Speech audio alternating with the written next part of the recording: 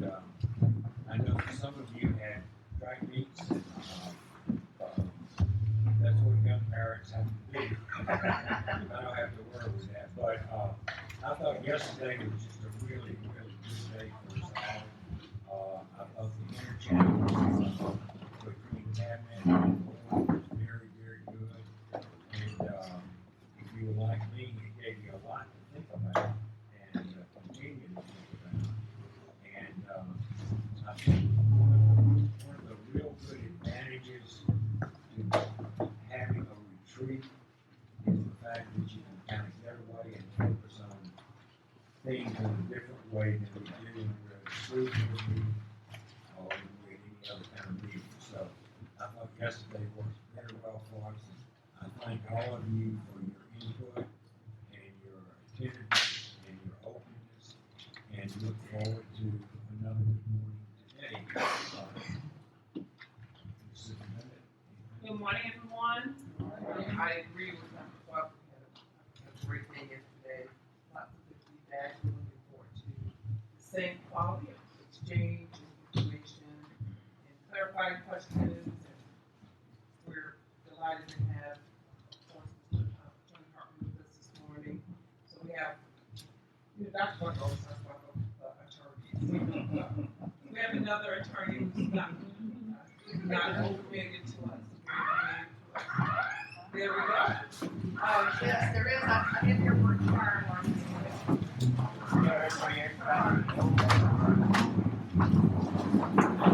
Now, this morning,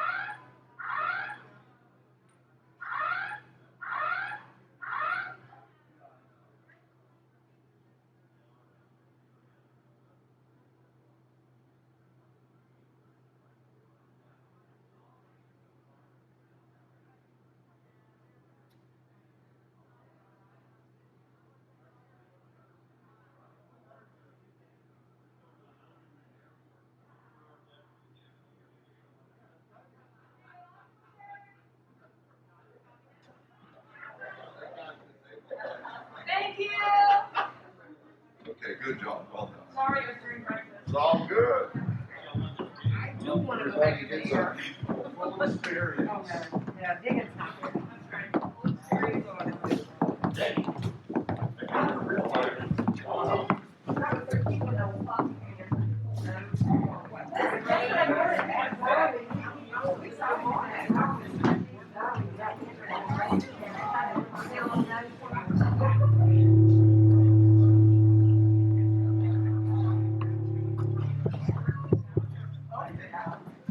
Yeah. This one is really long. I'll turn it on if I reach the phone.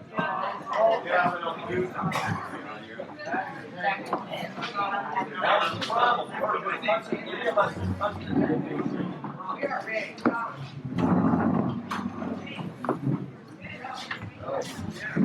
You want me to turn it back on? Leon, I want to make you feel better about that second year.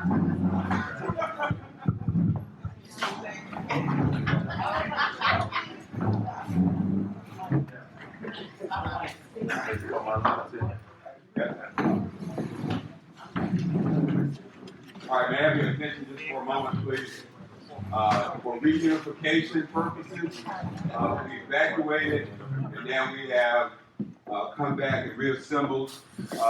Mr. Childer, everyone present. Everyone showed up, come back I up. believe Everybody here. everyone that exited is now present. To the best of my ability. Mr. Board President, Madam Superintendent, everyone is present. Thank you very much. Well, once I lost your water.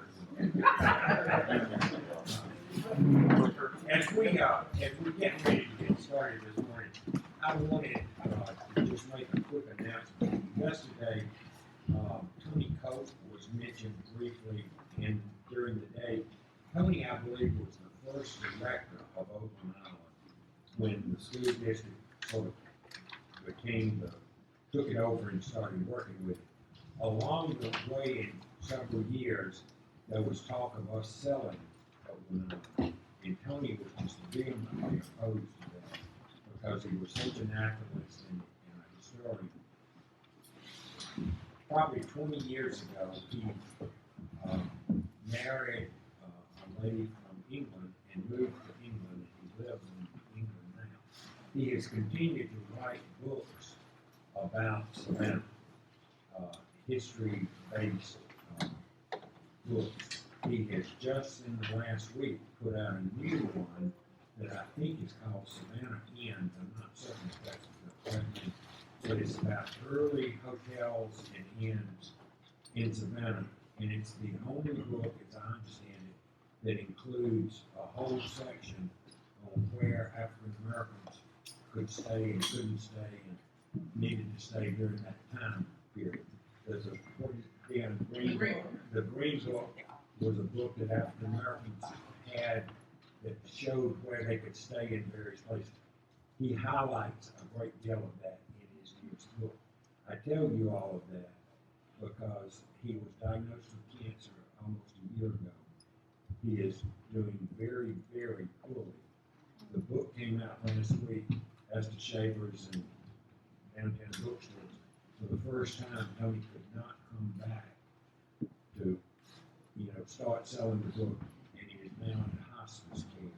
And so I would ask that he's probably about 80, about my age, and just one of the finest people in the world. So say a prayer for him when you get a chance, when you get a chance to buy the book. I think you enjoy it also, because I've read his own. It's a movie too. Oh, is it? Okay. Oh, that's okay. Well, just keep Tony Cope on the prayer list. Thank you. Yes. I think we have a number of people Yeah. that wish to consider this morning. Who's, We're ready for Attorney Hartley, okay. who is. Mr. Phil, go ahead, sir. He said he came rolling into Savannah last night about 11 o'clock. Yes, I did. Thank you, folks. It's great to be here. I know several of you, including Dr. Buck, that as I have gotten older, one of the things I have tried to do is not keep those late night hours where I left a board meeting, then had to drive again, and only get to stay overnight, sleeping in a hotel room, especially when it comes to Savannah. I'm sure you're like we are with the mountains in Gainesville. You don't appreciate what you have in your beautiful town as much as us that see it less frequently. But it's a beautiful place, as is this. Buck told me a little bit of the history, and this is now my second or third time out here. So it's a really beautiful place.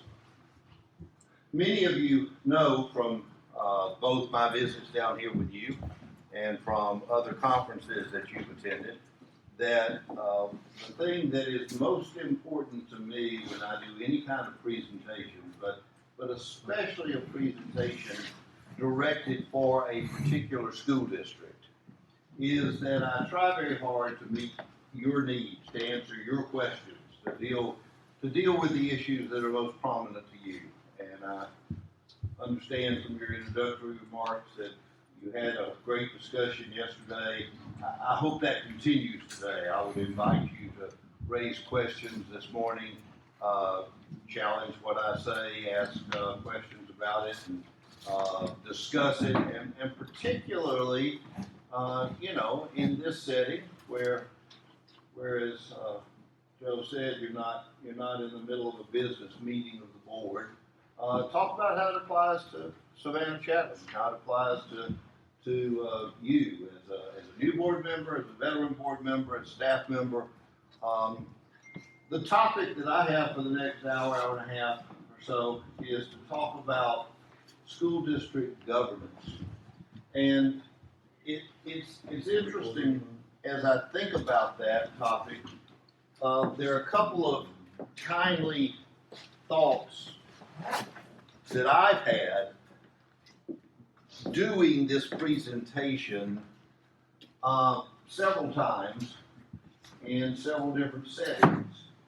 This is a presentation we often include within our new board member orientation. We talk about it with board chairs, and we do it with whole board training like this. Each of those is different. But I've been thinking about a couple of things.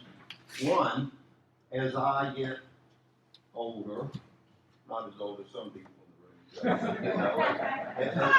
as I get older and begin to think about my 42-year practice representing public school districts in the state of Georgia, it's just amazing to me how different the concept of school district governance is today than it was when I first started practicing, or when Lee first started practicing. I realize I'm in Chatham County, and I realize that everything is different historically and otherwise in Chatham County.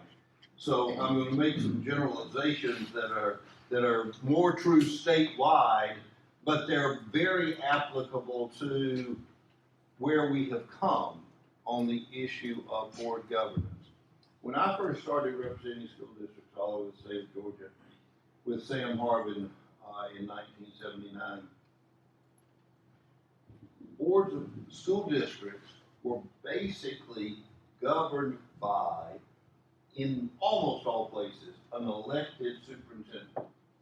And that elected superintendent was just like the sheriff, if you will, in fact, in many counties, the political control of the county was often divided between the sheriff and the superintendent of schools. Superintendent of schools controlled all the jobs, and the sheriff controlled what he could control with his badge and his gun, which was a good bit. So between those two positions, they were the political power structure within most counties and communities. And because the superintendent was elected, because they were elected by the entire county, they had a very powerful position. The role of the Board of Education in almost all communities, and my bet is, Lee could tell me better, that this was even true in Chatham. The role of the Board of Education was primarily focused on keeping the superintendent in check, and particularly keeping the superintendent in check as it related to the taxpayers' tax base, because that was the big issue for folks that ended up on the Board of Education. In fact, many years ago, and there were various reasons for this, as you will know, but many years ago, in fact, it was still in the law, it had been declared unconstitutional, but it was still in the law when I started practicing. To be on the Board of Education, you had to be a property owner. And you had to be a property owner, in part because you had to have skin in the game to take on that role. And so the board was the controller of the purse. The superintendent ran the school system. And while there were many, many very fine school systems at that period of time, and many, many very fine superintendents, you can imagine that in many communities in our state, the pool from which you could draw an elected superintendent was pretty small. I remember what school district we represented, where every 4 years it changed. The same two people were superintendent. That just one got elected, and then everybody get mad at them. Somebody else, the other one would get elected. They literally did that for about 2 rounds. But in any event, I have thought a lot about that, and you'll see why as we go through some of this discussion. The other thing that occurs to me, and that I've been thinking a good bit about, is that in this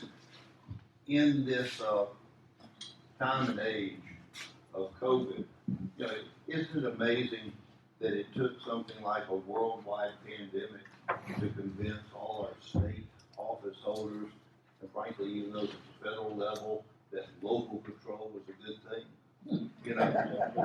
They wanted to control everything until it was the pandemic, and then they said, "Oh, you handle it." And so I have been thinking a lot about this concept of local control. And one of the things I have come to believe strongly is that the governance of a school district, the governance team, the superintendent, the board of education, in many, many school districts, that would probably include, as I'm sure it does in your cabinet, in yours, cabinet members as well. The governance team of the school district operates differently from district to district. In fact, often operates differently from election to election, depending on the board members that are elected, who's superintendent, when the superintendent changes, when the board chair changes, and certainly over the period of time that I've been doing some of these sessions with your board of education, you can certainly see how that happens. And the thing I've come to realize is that's the way it's supposed to be. That there is no set formula that says, here's how the board functions, here's how the superintendent functions.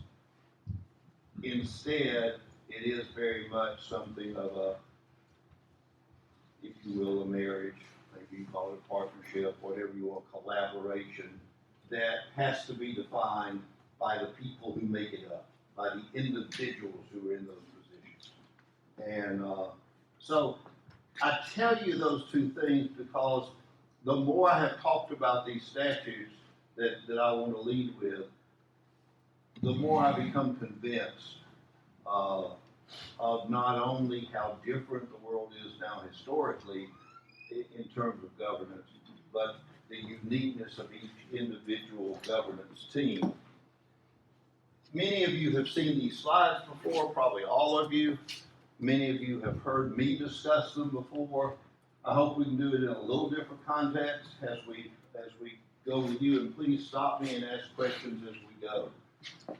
I'll lead with them because it's only been 11 years now since Georgia has had in statute governance guidelines. Okay? Title 20 of the code, as all of you know, is the Education Code, and is full of statutes, some of which say the board shall do this, a little bit of which says the superintendent will do that. There's not near as much guidance for the superintendent as there is for the board. But we haven't had this overall structure of board governance. I have gotten in trouble with my with one particular school district because I always try to set the historical framework for how this came about, because you really can't understand at least some of this statute without knowing the framework. But I would talk about the school district, which happens to be in the South Metro area, that lost its accreditation about now 15 years ago, and how that event triggered the passing of this legislation. But the chairman of that board gets quite upset with me when I call the name of the school district, because things are so different now than they were then. So I have promised her I will not call the name of that school district anymore. Many of you know what I'm talking about. But when that school district lost accreditation, primarily it was a result of the board being factionalized into two factions. In that particular case, it was one faction of the board, and I know you have some former educators on your board, or never former educators, some educators on your board. In that case, many of the board members were actually currently employed by other boards of education. It's an interesting dynamic. They were working for one board of education, then they'd come serve on the board of education. And they were members of competing professional organizations. And it was that fight between the renegade professional organization and GAE, the NEA affiliate, more solid, that formed the tension on the board and consumed every issue that came up. But as a result of that school district losing its accreditation, the state began to think, oh gosh, we got to do something. And it took quite a while, several years of Chamber of Commerce gatherings and two different governors to finally put in place legislation. The legislation closely aligned with the accreditation standards of the time. We'll talk a little more about that later. So that's the background. The first two slides we're going to look at are actually the preamble to the law. But the preamble is important. It's still in the law. You can find it in the code. Because it sets the framework for what at least our General Assembly thinks is the proper governance of boards of education and superintendents, proper governance of school districts. General Assembly finds that local boards of education play a critical role in setting the policies that lead to the operation and success of local school systems. That word policy is used all the time, as I say to folks. You're never going to come to a training session. You're certainly never going to come to a training session done by GSBA or NSBA where you're not told that your role is to make policy. But I've tried to emphasize over the years that when at least I talk about policy, I'm not just talking about passing the rules that go into onto your computer. You say in your free reading binder, you can't say that anymore. Well, there's probably a few of you still have free reading binders around, but they go in your computer because most of those policies you don't make. Most of those policies get passed because the General Assembly says you got to pass a policy that says this, or the U.S. Department of Education says if you want this money, you need a policy that covers this, or somebody else is dictating to you what's in that policy. But instead, policy to me is a much bigger term. We'll see this in a second. That encompasses everything from strategic planning to budgeting, making E-SPLOS decisions, to hiring a superintendent, to evaluating a superintendent. All of those processes are the big picture policy items that I think this is talking about. School board members hold special roles as trustees of public funds, local, state, and federal. That goes back to the point I made before. That's still an important role, obviously, of boards of education. But what's interesting about that, given the history as I was explaining it to you, is it dramatically changed with the passage of this. And this law came about in 2010. The change that required, y'all had done it years before, the change that required all school districts to have elected boards and appointed superintendents passed in 1992, became effective in 1996. Now, I realize I'm getting older, but in historical time, that's not much time. You know, we're talking 24 years, and in the case of the statute, we're talking 10, 12 years in which we dramatically changed the whole concept of what boards of education should do and the role vis-a-vis the superintendent. Still, being trustees of public funds is there. But look what happens after the comma. They're trustees of the public funds while focusing on the singular one objective of ensuring each student in the school system receives a quality basic education. I can't tell you what a dramatic change that is from the concept that we would have had 20 or more years ago. That the whole focus of the Board of Education is the individual education. I mean, we say it all the time now. It's for the children. Don't forget the children. We're all doing it for the children. I mean, I'm sure it comes up in every board meeting you have. But that's what the law says is the number one objective of the Board of Education. So it goes on to say,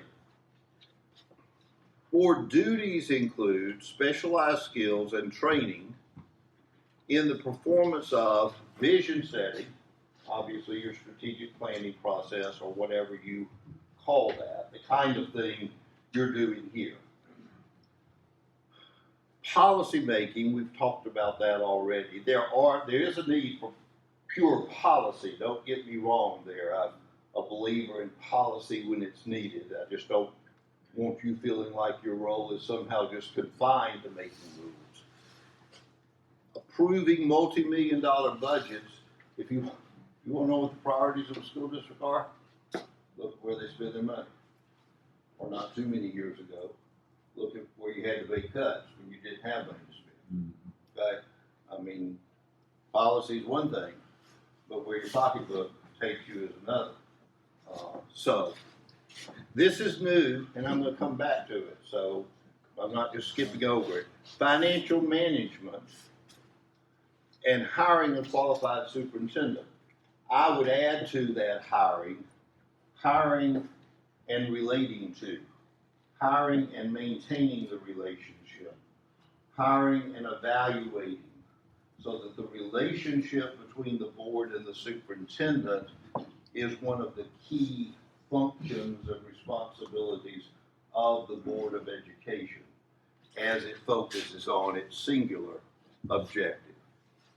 The motivation to serve as a member of the board should be the improvement of schools, the academic achievement of all students, service and important citizen service. We would all agree with that.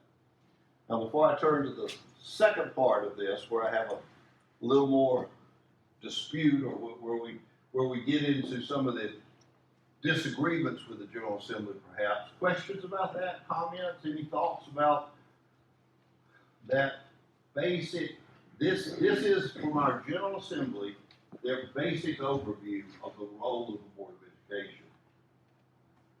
And it's in more depth than just saying you make policy. Yes? Thank you for that overview. I'm curious, from your historical point of view, do you have any comment on the shift in the quality of education across the state based on that significant change in administrative structure? I personally, well, this is a catch-22, so you're asking me to compare the education I received in Athens, Georgia, growing up, with the education as I've seen it develop now. And I think the difference is we've watched this cycle grow from assessing schools based upon the neighborhood and community feeling about that school, okay, to seeing it judged and evaluated based on test scores, to a movement now where we're realizing that it's a broader issue than that. Georgia did that with, but can't quite get it right. You can't decide what all goes in it, because I don't think it's objective. I think there's an objective and subjective component too. So I think we're moving back towards that. At the same time, I think education has taken on, education meaning public school systems, have taken on so many more responsibilities than they have when I went to school. I mean, there wasn't a nurse. There was probably a school secretary that Band-Aids and aspirins that they thought they could give all the kids, didn't realize the aspirin might be a problem for some kids, and so there wasn't nurses, there wasn't the expectation that schools would be in charge of counseling and mental health of students, and on and on and on we can go. The mental health. I do think we still see schools in Georgia that are very, very different in the quality of education they provide based upon the resources available to the community in the school. And I think that's still the number one issue that we haven't quite grappled with. Because I think, you could go back to when I was in school, and if you were privileged as I was, and I'll use the term knowingly, privileged as I was to go to a certain school and have certain teachers and have certain resources and have certain parents, I think I got an excellent education. But you have to realize that wasn't true of lots of folks, and still isn't in many of our communities. So that's not a good answer to your question, but it's about where my thoughts go, I think. Yes. Attorney Hartley, faculty here from Gainesville. My mother's first job as a teacher. Yeah. Out of Spelman was in Gainesville, and she could not be married to be a teacher. So Georgia has come quite a long way. But I think another reason why this was forced is because we've become so much more global. And competition, world competition, and all those factors have impacted the role of a school board. Because you would think, why would somebody come on board except to make sure that the children achieved well? What other basic reason would you have to come on? But the fact that they felt it important to put it in writing, I think, is because pressures were coming upon Georgia that needed to have that. And I think I think the driving issue in a lot of this, we talk about boards so much, but I really think the driving issue in part of this was the superintendent. Because when the superintendent, again, I realize I'm talking statewide, if it's shadow, when the superintendent is elected, then the governance of the school district becomes very, very political. And I'm not so naive as to think it's not political now. All of you know that, and I know that. But that job is supposed to be, and is in many cases, a professional job, that the representatives of the community have hired. And that's why it's up there as one of the key roles. Hiring the superintendent and maintaining that relationship is one of the key roles. And when you do as much as you can to take politics out of the superintendent's getting the position, and make that instead into a professional CEO, manager, chief educator, then by necessity in our democratic society, we have to have the elected people that do get elected to govern the system, and that becomes the board members, So the board members become the elected face of the community in the school district, voice of the school district back out to the community, and part of the management team with the superintendent. So I think that's a big part of it as well. The second part of this goes on to more specifically focus on the issues that arose out of the school district that lost accreditation. Okay? Given the specialized nature and unique role of membership on the local Board of Education, that's what all this is about. Specialized nature and unique role of the Board of Education. Given that, this elected office should be characterized and treated differently from other elected offices. That's one of the issues GSBA really had concerns about when the General Assembly did this. Well, why are you picking on board members? You know, why shouldn't members of the General Assembly be held to the same ethical standards as board members? Why shouldn't the county commission have to have the same ethical standards and requirements? You know, what's that all about? We're elected just like you are by the same people. But nevertheless, that's what it says. While this elected office should be characterized and treated differently from other elected offices where the primary duty is independently to represent constituent views. There's so much to say about that. Number one, few of you have been recently elected. Some of you recently re-elected. And I dare say, if you had gone around Chatham County telling the voters, my job represents your views, now seriously, you've got elected. Furthermore, and I just made this statement, I just don't totally agree with that.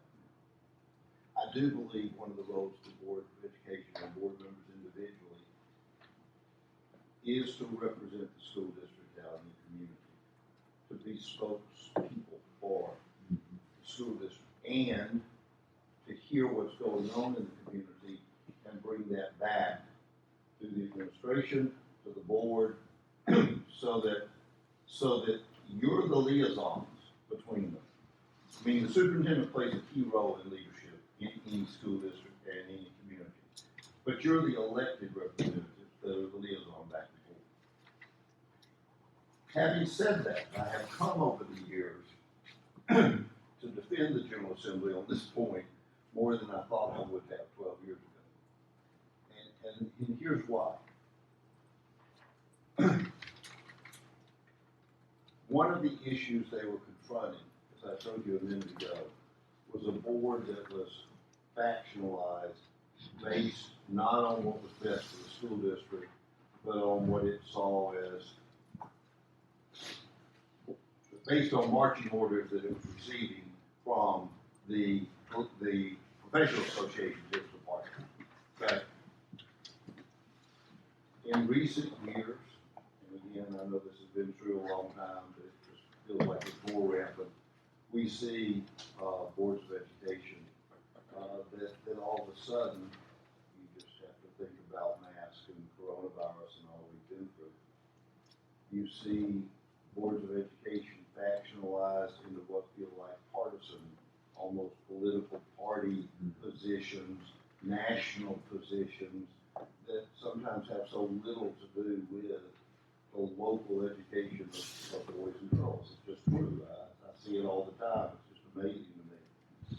Obviously, we know in our state, we're not the only one, but it's certainly part of the history of our state, we sometimes see boards of education get factionalized by race. And that becomes the dividing line on the Board of Education with regard to policy and other issues. And then the last thing that you see, especially in boards, obviously, some boards are so small with consolidation going by QBE, you don't have this so much, but the last thing you see is sort of boards factionalized by who they see they represent, what part of the county they think they represent, what schools they think they represent, you know. And this is where I think there is some truth to this statement that board members should be treated differently from other elected officials. Most of the time, if you got a pothole in your front yard and you can't get the right maintenance department to do it from the county or the city, you pick up the phone and you call, you have enough, in the aerial world they call it WASPA. If you have enough influence to pick up the phone and call, you call your county commissioner or city council person from your district. That's the person you call to make contact to get something done. Because the view is, in most county commissions, in most city councils, that they represent the different areas. And by representing the different areas, they make decisions for the county as a whole. That really is different from boards of education. Boards of education are elected, as you see and as you remember, with the singular objective of ensuring each student in the school district receives a quality basic education. Not just the students on the east or west side, north or south side, whatever it may be. In fact, and I've come to realize this more and more as I've talked about this statute, boards of education, board members, are the only folks that are elected and do not specifically have the role of benefiting their constituent voters. Your job is not to take care of the people that voted for you. It's to take care of people that can't vote for you, the kids, for the most part. And that makes it a different role. That makes it a different function. And I have one board where has a member that's been elected. I guess he did a second term, but he was on the county commission before he got on the board of education. And every time, that's what we hear. County commission always did this. When I was on the county commission, and you had to try unsuccessfully in that case to make the distinction about how different the two roles are, the different boards are, the responsibilities are. So I don't disagree. I disagree if the implication of the primary duty is that you're not supposed to represent your constituents. You are. But I don't disagree that it's an elected office that has to be treated differently from other elected offices. I resent the fact that they think only you need to abide by a code of conduct and conflict of interest. I think, by golly, they ought to apply that to all elected officials, okay? And I don't spend a lot of time. And then this last sentence is one that still goes at me, and we'll talk about it a little more in just a second. Although there are many measures of success of a local board, one is essential, maintaining accreditation and the opportunities it provides the system students. I think if they were writing that today, there would be a lot of other things they would put in that blank besides maintaining accreditation. That's why I gave you the history lesson, so you understand where that came from.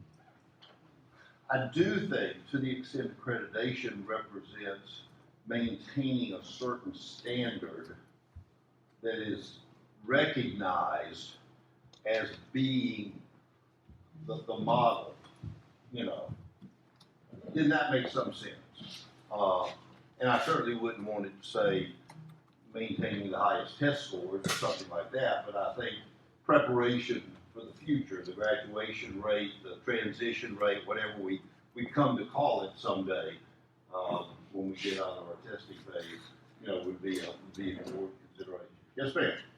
I'm just thinking, on your thoughts on the code of conduct, and I'm just thinking a devil's advocate point of view, where it's explicitly put in this code in a way that you don't see it for government employees, like other elected officials, like you said. In that case, the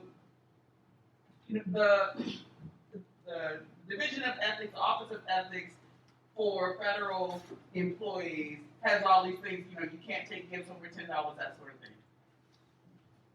Could it be that the code of conduct for local boards of education is more highly specific because the ethical standards that are normally addressed at the federal level don't fully encompass the types of challenges that happen at a local level? Like, for example, we had a really good time developing our social media policy because we had some significant challenges about our local use of social media by board members.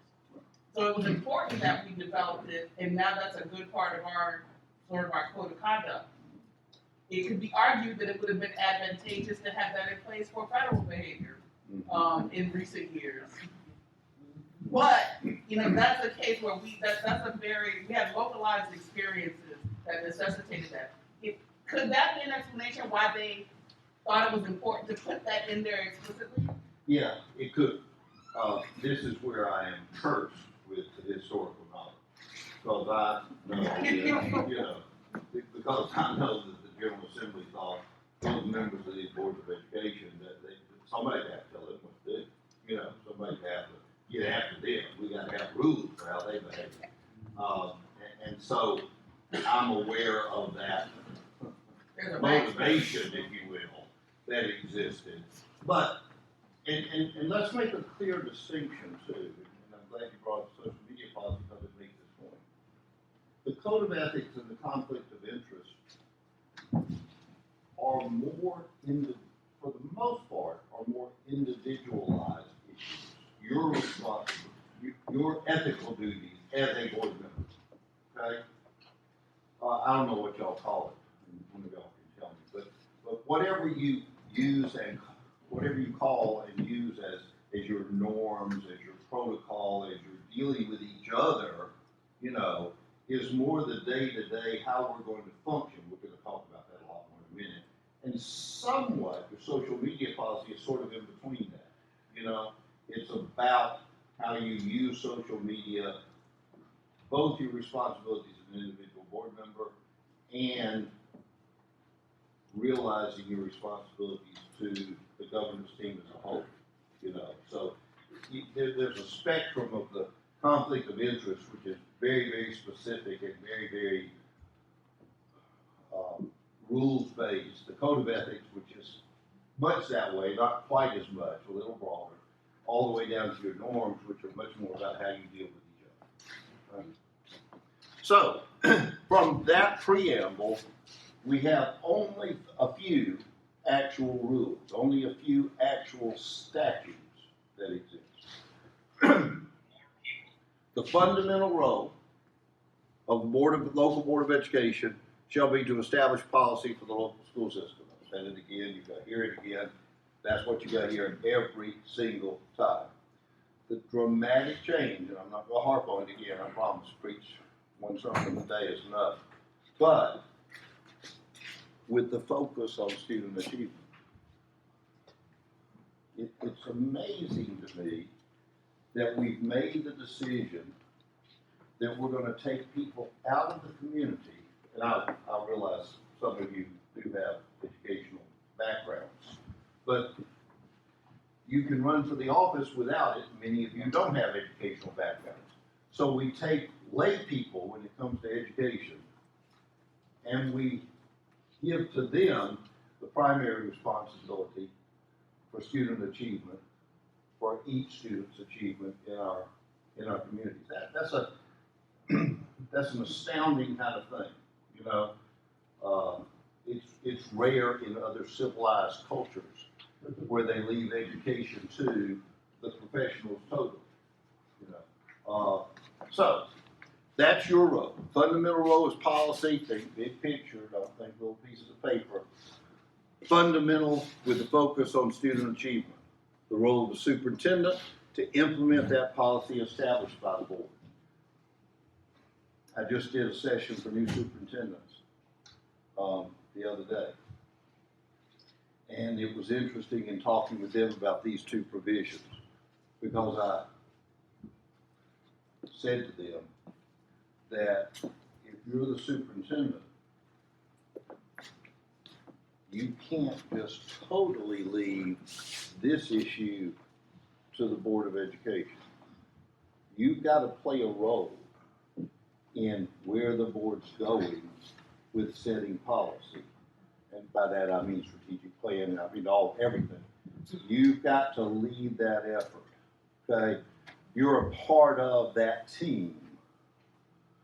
Similarly, obviously, as we're going to see in the next section, the board plays a role in establishing the ground rules for how the superintendent implements the strategic plan and the issues. Yes? You know, given all the national attention on superintendents, the anti-maskers, anti-vaxxers, do you see the General Assembly doing any modifications on the current statute, or giving more power to the board to control more what the superintendent does? Do you see anything trending here in Georgia or nationally in that direction? With regard to those kind of issues, we're not seeing it yet. I'm fixing to show you where we are seeing it, okay, and that's in some financial issues. We also see boards of it, General Assembly, legislature wanting to make the superintendent political again. Every single year, well, almost every year, the General Assembly has somebody introduce a resolution which would call for a constitutional amendment to make the superintendent elected again. It never gets anywhere, thank goodness, yet, but it comes up. So there's a pull to make the superintendent more political that ties in with your thoughts about this anti-vaxxers, anti-maskers thing. We want the superintendent to be more of a partisan position, that part of our party, part of what we control.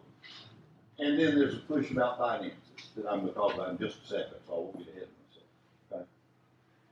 Okay? All right, I happen to think, and you've heard me talk about this, you've heard me say this before, I happen to think that the next sentence is the most important sentence that exists in Georgia Code as it relates to the governance of school districts. And it reads like this: the local board of education or individual members, and notice it's both, okay, shall not micromanage the superintendent in executing his or her duties. Now, almost all of you, I'm sure, have heard me say this before. There is no definition in the Georgia Code of what micromanagement is. We all know it at its extreme when we see it. Since I'm on a historical bit, and I may have talked about this with y'all before, one of the benefits of getting old is you don't remember what you said from one group to the next, and most of the time they don't either, so it doesn't, works out well. But when I first started going to board meetings, and this was true in almost every school district, it was just part of the routine. In front of every board member at every meeting, there would be a stack of those old lined green and white papers with the holes down the side of them, that came off an old printer from the computer printed off of, even before the dot makers. And what this was a list of the accounts payable for the month. And one of the first items that the board would act on is to approve the accounts payable. Now, I always wondered what would happen if they didn't approve them, since almost always they had already been paid. paid. But you would get, depending on the board, some substantial discussion. I mean, you really would. I see. What were we spending all this money at Lowe's for light bulbs? I mean, what, can't we get those things cheaper somewhere else, you know? And you could get lots of discussion like that. We'd go on and on about it for a while. Folks, that's micromanagement. Okay? And my individual story, and I know I've told it before, but it's just still true, and I'm sure he's still doing it. I know a board member who every morning on his way to work, right by the front of the high school, and I used to say he'd reach for his phone. I can't say that, but he puts the button on his phone or call Siri or whatever he does, and asks for the head custodian inside the building, and he'll say, couple of Coke cans out here, and I think there's some paper under the shrubbery back there. Somebody needs to come out here and pick that up. Now, right, but that's micromanagement. So at the extremes, we recognize it. We know what it is. That doesn't mean we don't sometimes do it, even at the extremes, as I say. The big thing about this sentence, though, is that this right here is not a period. It's a comma. And you got to read the rest of the sentence for it to make sense. So the board shall not micromanage, but it shall be the duties of the board, by the way, not meaning to step on any toes, but notice that this says individual members shall not micromanage. It doesn't say individual members shall hold the superintendent accountable. It says the board shall hold the superintendent accountable in the performance of her duties. And that balancing act, some of you have heard me say this before, it's if you will, it's like the seesaw. That comma's the fulcrum. I mean, it's got to be a balancing act between micromanaging and holding the superintendent accountable.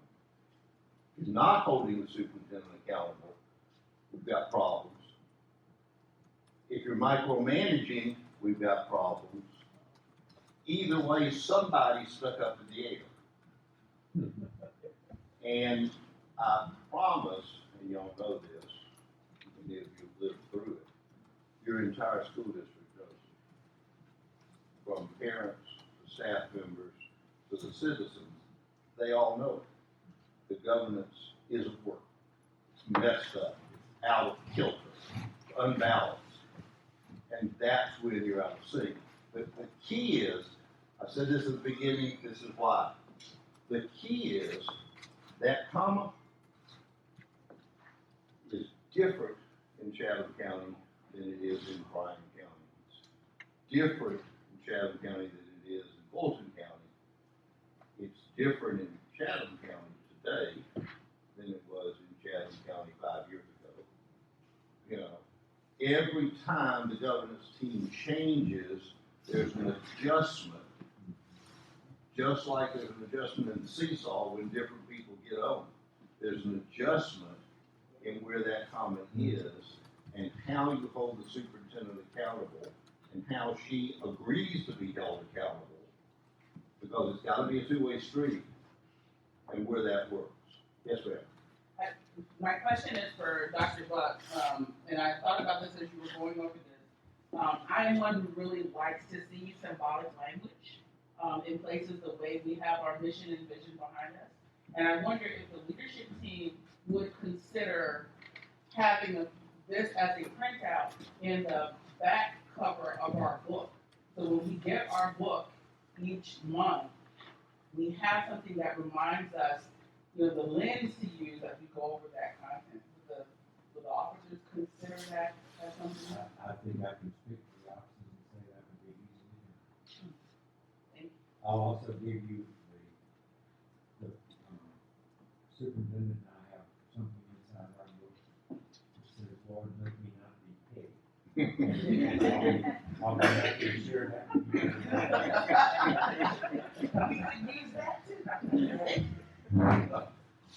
I think we can do that easily. But I'm sorry, yes. I had a situation just this morning coming here that I had to make a instantaneous decision. Did I need to call Dr. Levent, or did I need to intervene, or totally leave it alone? I was coming up Pennsylvania Avenue, and right at the corner of Pennsylvania and Gwinnett, I saw some of our Savannah High School students getting into a scuffle right there at that corner. A city police person was there, but at that point, no campus police.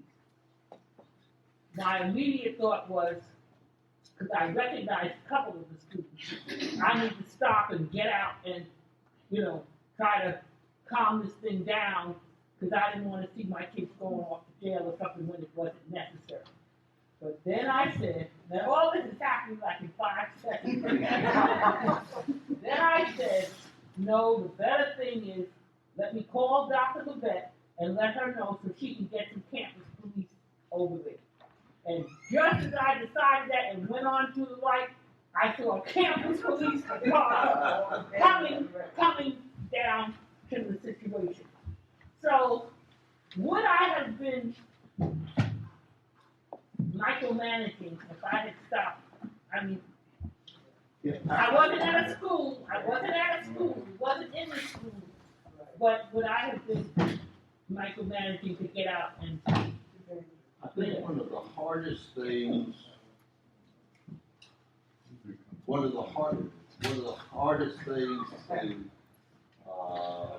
comprehend and to internalize about being a board member, maybe there's two of them. Number one, if you had stopped in your capacity as a board member, thinking that you as a board member were going to deal with these kids from a discipline point of view, or intervene with the police as another public entity, that would not only be micromanagement, but it would be outside of your role and responsibilities. Okay? What you decide to do as a private citizen is to some extent up to you. And here's the difficult part to internalize. You may think you're acting as a private citizen, but if you knew some of those boys or some of those girls, nothing worse than a girl fight. If you knew some of those girls or some of those policemen, they would not see you acting in an individual capacity. They would see you acting as a member, as the Board of Education, even if your motives were perfectly pure and you were just acting as a citizen, concerned citizen. Realizing that, internalizing that, putting that into effect is really, really hard. Because everybody else in the community says, well, you're a board member, what you gonna do about it? They see your role as being able to do something. I'm gonna move forward and then come back, okay? Which brings us to the last code section. Local members should work together with the entire Board of Education and shall not have authority as independent elected officials. You can't do anything as an independent elected official, other than what any other citizen can do, whatever that may be. And you're a little bit hamstrung. All of you know this to be true, whether you say it or not. Some of you have kids in the school system. When you walk in that door, I'm sorry as I can be. You're not a parent. You're not a spouse of a staff member. You're a board member that everybody in that building, and that's the only role they can see. And try as you might to tell them otherwise and to have a pure heart about it, that's not the way they perceive it. So you've got to take that into account as well. what should I do as a board member? What's appropriate? What's ethical? What's micromanaging? How is it going to be perceived, no matter where it falls on the other line? And that's a really hard one. I was thinking the same, that's why, while you were telling your friend, like, every email I write about anything, I'm like, please, as a parent, answer this faster because it's from my, it's a constant struggle, I'm sure you have it. Yes. That's why my wife did all the Yeah. communication at school. Oh. My wife will send me emails when they call me. And then my wife is like, wanting to get on the phone, why are you calling him? Because we want to know what the answer is supposed to be before we call you back. We want to make sure, because we want to make sure he isn't going to go tell the super, I'm like, all you're doing anything wrong, call him. I was just gonna say, you know, it seems to me, based on my experience here in this district, that our tendency, if we as board members have a tendency to overstep our bounds, it has to do primarily with second guessing policy decisions of the superintendent. It does not, as you hear in other places, especially rural districts, have to do with wanting my kids selected for a certain school, or wanting my kid to be on the cheerleading squad, stuff like this. Our board, all of us, don't seem to deal with that micromanagement. Our tendency, however, is when we feel strongly about a policy, and we saw it over the last year, then we tend to second guess the superintendent and want to help her make that decision. And that's where it is, more than the sort of, I guess, individual school stuff. Does that make sense? Yeah, it does. Let me say a couple things. Number one, what you're talking about, first when I hear you, very much appreciate that, because you're right, that's a whole different role. One of the things that got my school district, these school districts, what am I thinking? These school districts in trouble with SAC was things like the chairman of the board going to the football coach and say, you better start my son at quarterback, or else, you know. So that's a whole different level than what you're talking about. Secondly, I'm making service on Board of Education sound hard, but you know, it is, right? It is. And with all due respect, most people that serve on a board, and you're fortunate, you have very, very qualified people, but most people that serve on the Board of Education don't come from an experience where they have served on lots of boards and are accustomed to collaborative decision making as opposed to individual decision making. Everybody that serves on the board has two experiences. Everybody that serves on the board has either been a parent or is a parent or has at least had a parent. Now, you understand that role from whatever perspective you come from. Yeah, and so when you hear from a parent, you have a background, you have a basis for communicating, empathizing, getting into that. The second thing we all have is you either are a boss, or in most cases, all of you have had a boss. And by golly, you know what that's like. And most people that come on the Board of Education, I'm sure it wasn't true of many of you, but most think that they're getting to be the boss. Okay? That's what they got elected to do, be the boss.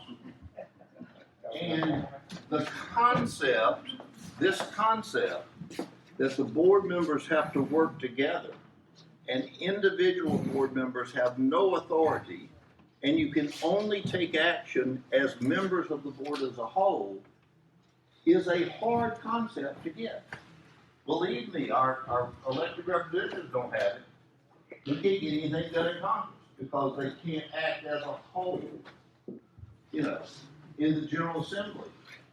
Governor says something, it'll pass the General Assembly by a large majority, he'll sign the bill, but the people that didn't vote for it actively oppose it and undermine it through the next election, okay? Your role is to make decisions collectively, collaboratively, everybody having input, and once the decision's made, support it. Doesn't mean you've got to go out advocating for all these, I mean, it doesn't.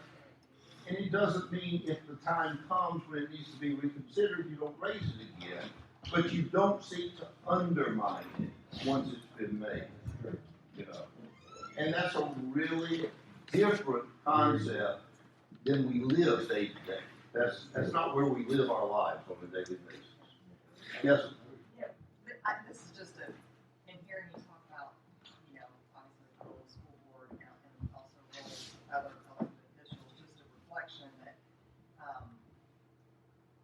we have members of city council, county commission, and our state legislature who are in a similar situation that have no experience with government, have no experience with how a city or a county or a state may be run. So it's just there's nothing really, I don't know, it's just interesting that that kind of balance of power is so strong across the board, I guess from a layman's. Well, and I guess one reason it sticks so much with me is because, again, if you're looking at a historical perspective, boards of education used to be appointed by either the grand jury or the city council, depending on the nature. And they were appointed with very different things in mind, usually, than, you know, it was like appointing the board of directors of a corporation. You have something in mind as to what kind of people you want to get together, and what different, you know.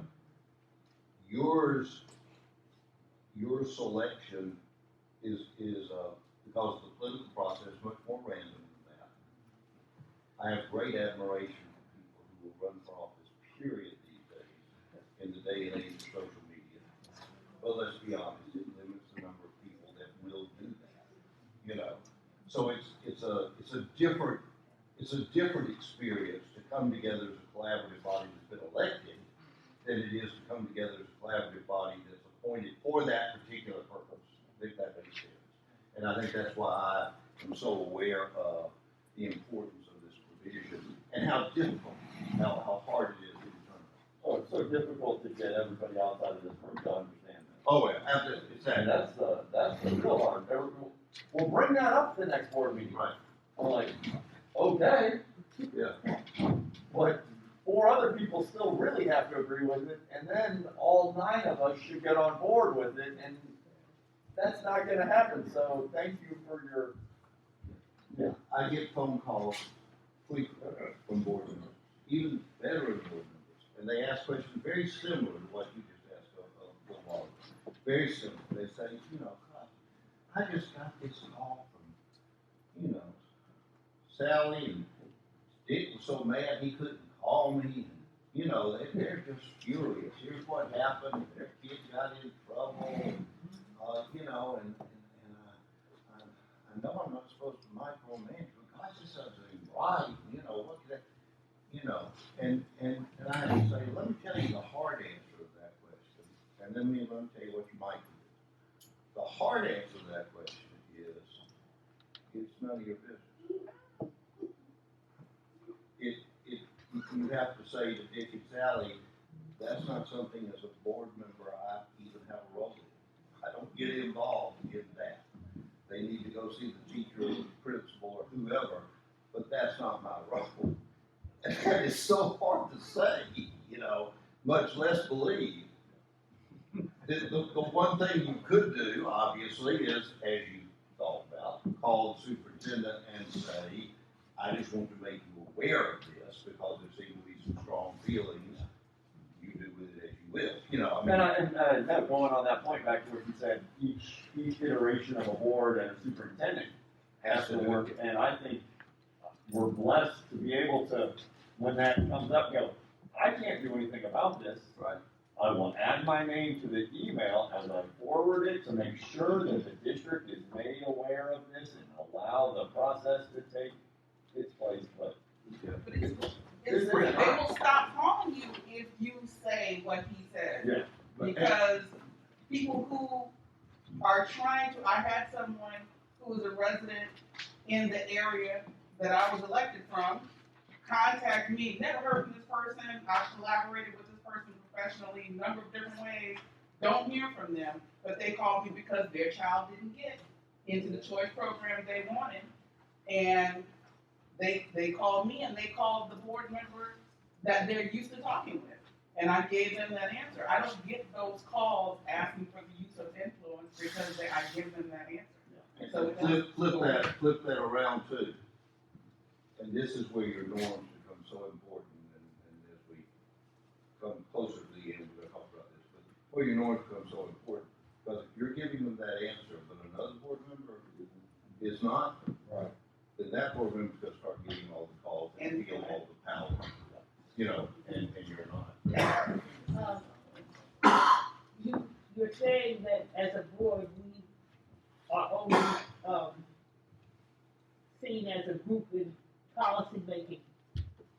But suppose I get a call, and I have to say I often do, from constituents of other board members. Now, is it my privilege to give them what I think is the right advice, or should I call David and say, David, this is somebody in District 6. Yeah, I'm gonna refer them to you. Or can I go on, because I'm responsible for every single kid who said, you know, we're all responsible for, and just give my. Let me say one thing that is probably, that may or may not be consistent with your culture. Everybody in Chatham County is a constituent. I understand the point that you're elected from a certain district with only certain people can vote for you. I get that. And But we're not- assigned certain schools also. Well, y'all have to talk about that. Schools are located in the Well, area from well- which you were elected. I know, but that's. It may be a cultural issue that I'm stepping over a line that I don't quite understand. But, the point I was gonna make is, I certainly think you have the right to give the same answer to that person that hopefully you would give to somebody calling that lived in your district, which would be, if this is the right answer, Let me get. that's not something that's appropriate, you need to call the superintendent or the principal or the teacher or whatever the right answer is.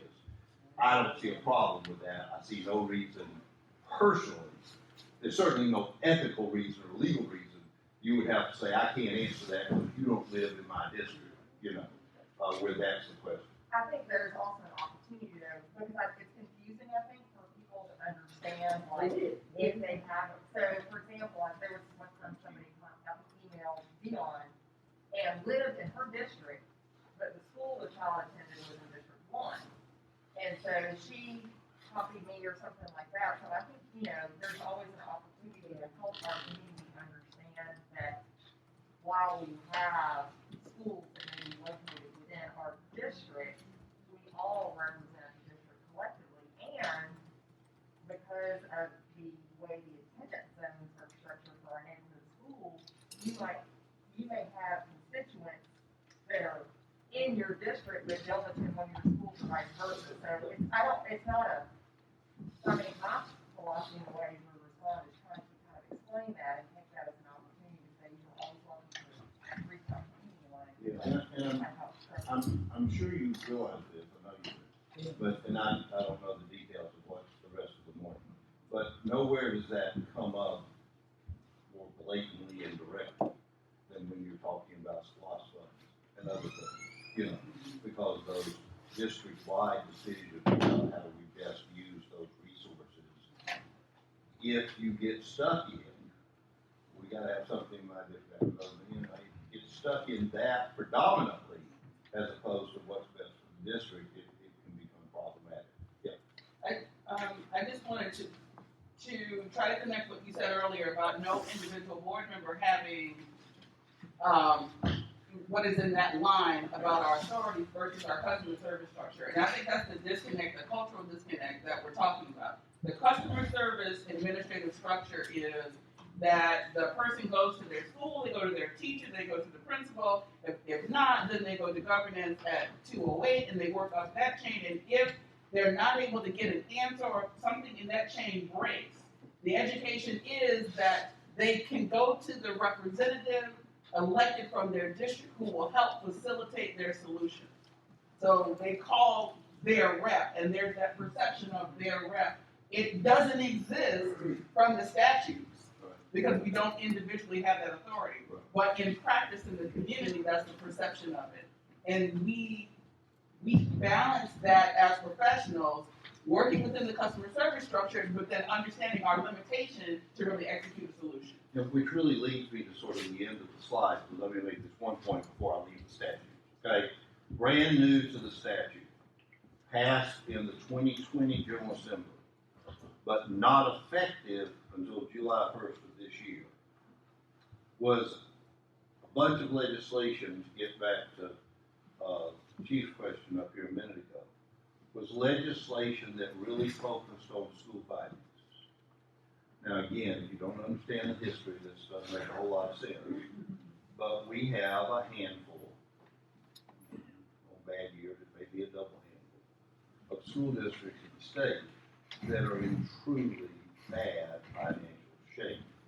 And unfortunately, in very small communities, they don't have a lot of resources to get the finances to even control the finances. People that can be CFOs, that kind of thing. Okay? So, this got added to my favorite sentence. I wish they had left it somewhere else, but it didn't. Provided, however, you can tell lawyers wrote it because they just keep adding, clauses to the same sentence. Provided, however, that requesting and reviewing financial data and documents shall not constitute micromanagement. That goes back to this whole deal about financial management being thrown into what are now 5 key areas for the Board of Education. Here's the interesting part. They also added to the superintendent's oath of office that she's responsible for the financial management of the school district consistent with the laws of the state and the country. Now, that sets up a real potential for conflict when you're telling a superintendent she's responsible for the financial management of the school district and telling the board that they're responsible for the financial management. The answer is both. And this becomes a really key part of how you make your norms work. How do you fulfill this mission without one of you sort of taking on the role of, I want to see all the canceled checks that have been issued this, or that kind of thing. And then when the superintendent says, number one, they're all electronic, and we got blah, blah, blah. And you say, but the law says, how do you balance that? And it's got to be a part of what you discuss as your norm. I don't know how you all are doing this, and I'll leave it to Dr. Levette, but one of the things that was added too was that each month the superintendent has to present a financial report. Y'all have always done that. That's not new, but it's got to contain certain elements based on the state prototype. Okay. The big news about that is it's going to make it real easy for Chatham to get compared to Glenn or Fulton or whoever they want to compare it to, because the same information is going to be presented each month, in a way that the press can easily do that. So there's a lot of financial stuff there that's sort of new. And you need to add that to your, how do we work together? What are our norms for how we deal with this? Okay? Now, let me move on because I'm coming to the end of my time and I know y'all got a lot to do.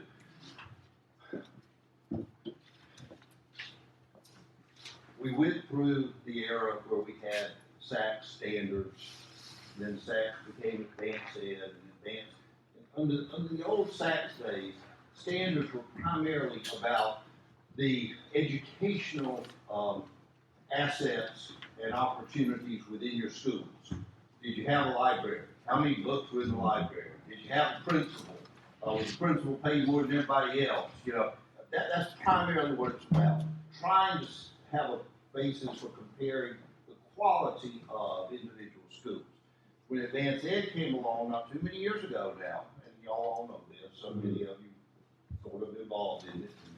You know, but when advanced ed came along, they added governance standards to this. And then they changed the standards and made them much vaguer, broader, you know, more encompassing of a lot of things. Now advanced ed merged with whoever they merged with, and now they're Cognia, okay? Still the basic accrediting agency that most school districts use. They have refined their standards. In fact, they've just done it again. Just constantly moving. But they've just refined them, and they now really only have one pure governance standard. And this is what it says.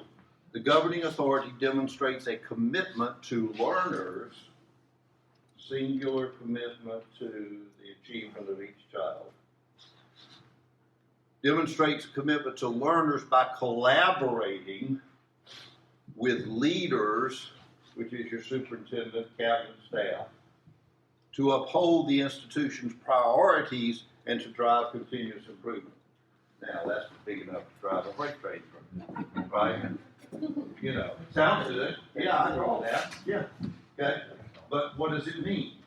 And so it's going to be really fascinating. I will tell you the truth. Cognia has now decided, even though they pushed it this time, has now decided they don't want to be in the business of policing Board of Education. Okay? Oh, now. Now, yeah. Thanks a lot. But that doesn't mean they're out of it. When you read the Atlanta papers, you know our friends in Gwinnett and in Cobb and others are still dealing with these kind of audits and, you know, so they're still there. But they really don't like it. This standard means that if they want to find that you're in violation, it's pretty easy. If they want to find you're not in violation, that's pretty easy too. You know. So that's what you're now living with from a SAC standard. What we are seeing a little bit of is, to the extent they focus on governance issues, they focus on the state statutes that we just went over. Okay? So that's where we come from. I thought at one time to pull this up. That's actually the link to the new standards that go into effect.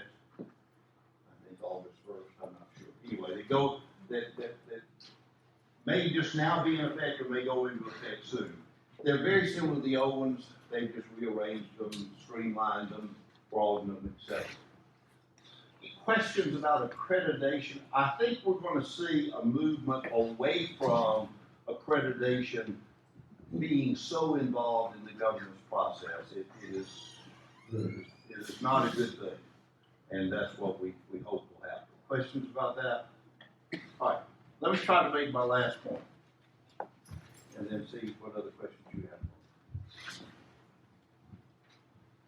If, in fact, I'm wrong, and that one sentence and that one comment is the key to the governance of schools, if that's right, then it becomes critical that the governance leadership team, whatever you want to call it, the management team, by that I mean all the board members and the superintendent. I'm not leaving out cabinet, I'm consuming cabinet within the superintendent's position. that team has to have an understanding and agreement as to how they're going to hold the superintendent responsible, but not micromanage. And I've said that, we talked about how different that can be from district to district, year to year.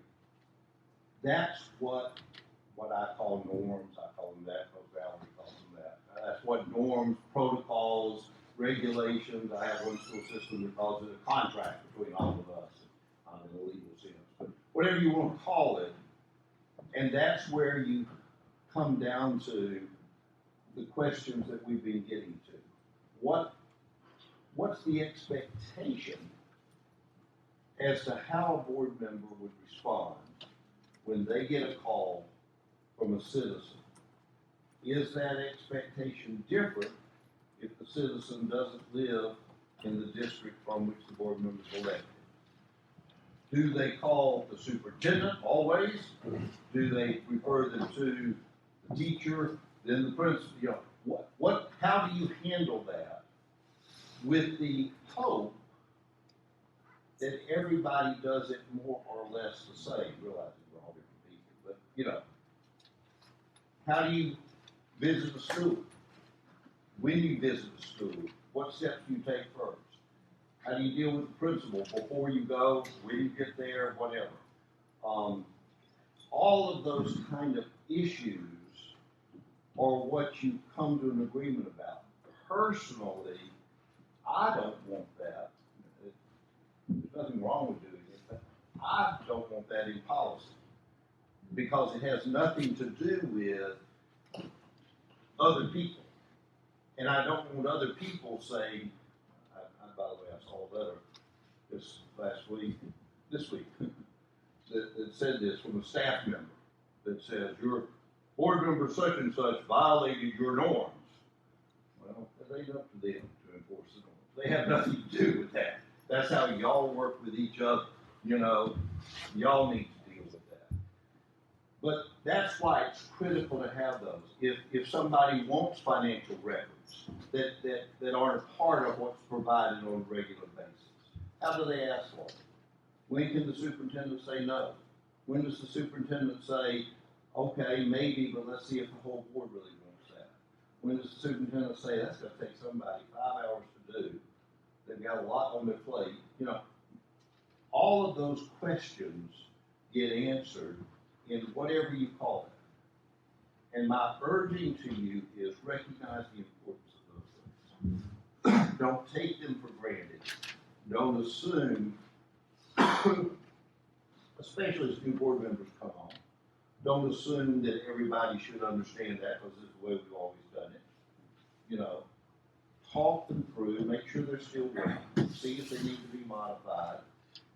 And it's an ever-growing, ever-changing protocol for how you carry out your job as a team and as individuals on that team.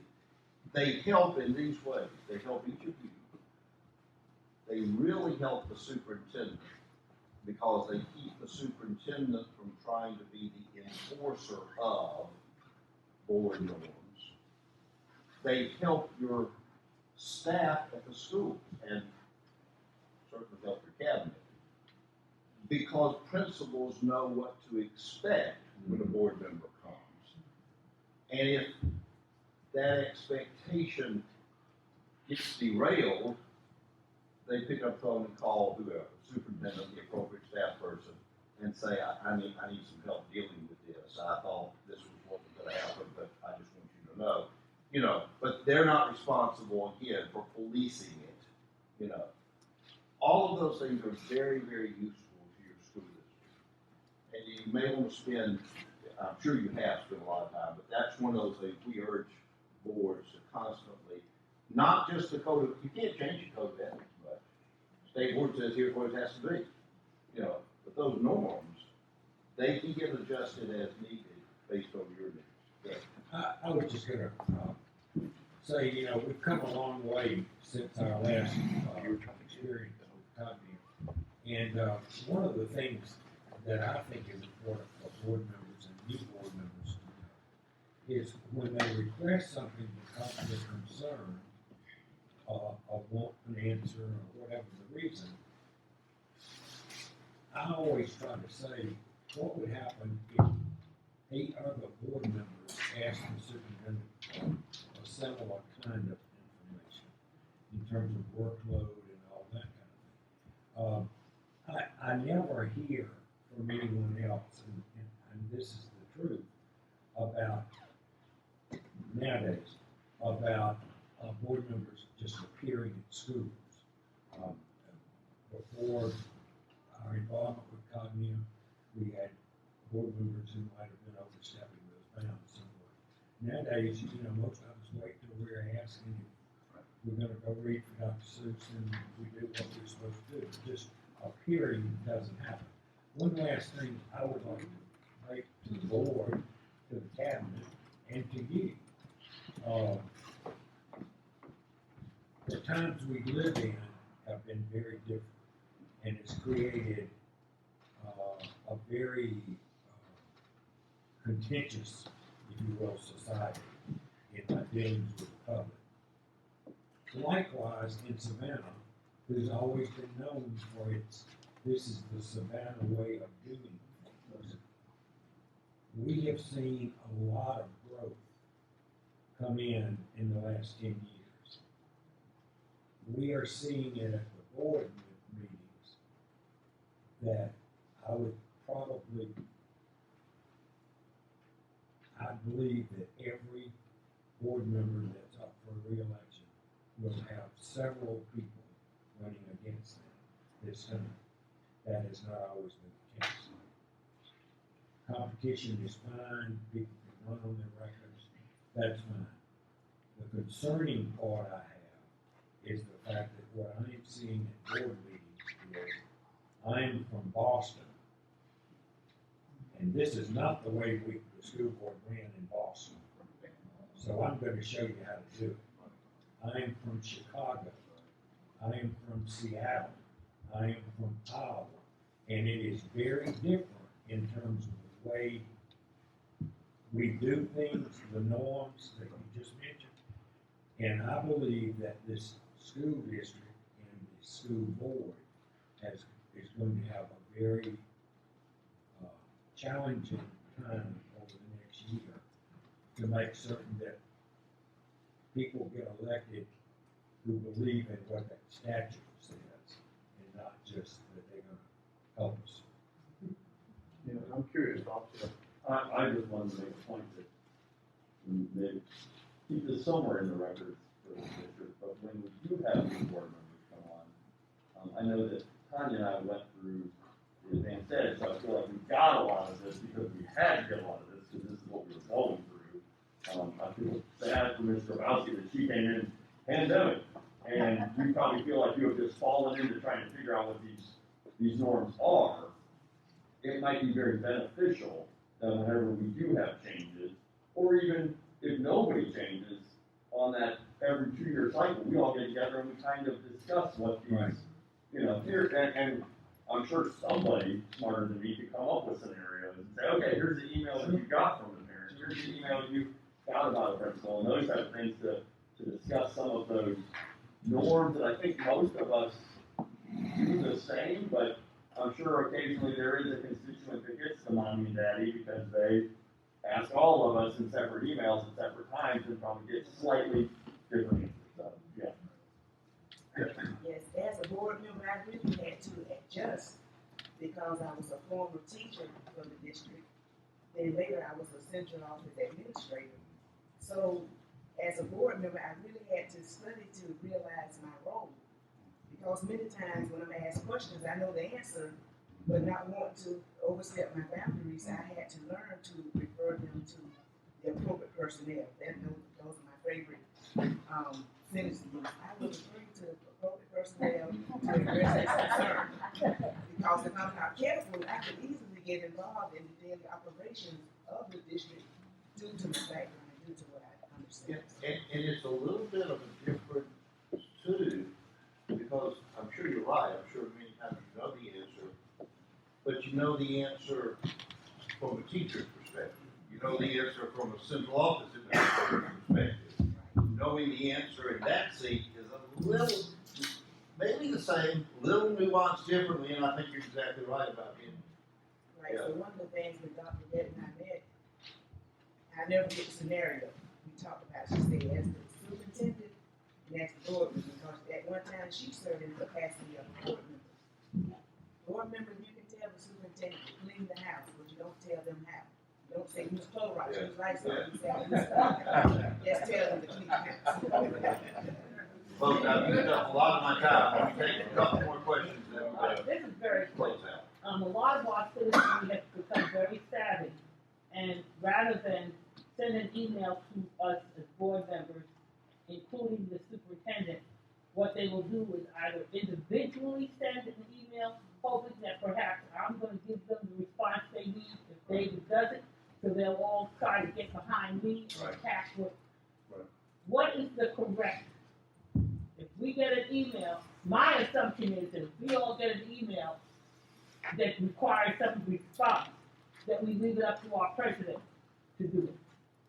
But if And I think he's that's, not available, yeah, what is the correct, I don't think should happen is that we each give our individual, because that's playing right into the problem of whatever they're trying to do, because they sent it to us individually for a reason. that is a perfect example of what I'm talking about here. I don't know the answer to your question. What do y'all agree is the right way to do that? What do y'all agree as a governance team is the best way to do that in Chatham County, given the culture that you have, given the norms you've developed in the past, given the expectations of the people? You know, should all of you write back and say we're referring that to Dr. Buck? Should none of you write back and just let one? How should you do that? Well, That's I something think y'all David, decide. I think David points out, and certainly Connie also, I think, it's probably time for another of, the informal sessions we had when we were dealing with Connie, where we discussed these issues and got answers. One of the things that Connie did not say just then is some of those people who are writing like that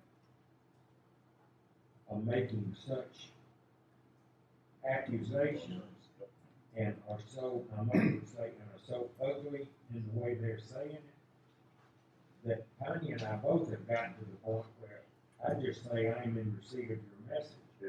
I used to always write and say, thank you very much for your interest in the district, we blah, blah, blah. You don't think of it When anymore. they called us all names and said, the superintendent's terrible and I'm terrible and everybody else is terrible, I am not terrible. I just say I'm in receipt of your message. And that's the very point you were trying to make 3 minutes ago. Right. Folks, I appreciate your invitation. I am glad to stay as long as Before you leave, you know, I was thinking as you were dealing with, talking to us this morning, has this been good for cabinet? Because we've heard you before at GSBA, but cabinet normally doesn't. And I hope it has been really good for you in terms of how you deal with the board and how you deal with your own school settings where your responsibilities are. Is that okay? I really hadn't thought about it until halfway through this week. Yes. Say one thing, just because we just had this conversation, I think that we have also, in my short time on the board, have seen that some people in their outreach are very genuine and come from a place of compassion, concern, and wanting to help us do our job better. Whereas other people are clearly coming from a different perspective. And so I think that we are all intelligent people Sure. that, have to use our Sure. good judgment in those responses, but I hope that we don't come to a place where we assume that everyone that's reaching out to us is doing so from a, if somebody does reach out to your point, resolve to us each individually, it may be because they want to hear from us individually without it being, from our individual perspective. So it's They're just saying a the reflection. same question to all of But us. that's okay. Should we That's get, okay. should we get rid of Dr. Levin? Is that something? But that's my point, I don't think, so. that's exactly my point, that the context of the message is an important part of that conversation, I think it's pretty evident when somebody is reaching out to us from a place of concern, compassion. We'll have much more discussion, I'm sure, during the upcoming informal. Yes, good. Oh, sir. I just wanted to add that, I mean, the board does have a policy that guides it in who the spokesperson is, especially when responding to media as the board chair. And that's been established for quite a while. But one of the things I did want to pitch to Mr. Hartley was if you could provide clarification for the board, because one of the things that we've done well over the years is understand that the board functions as a whole governance body. And when a decision is made, they certainly work together to show support for it.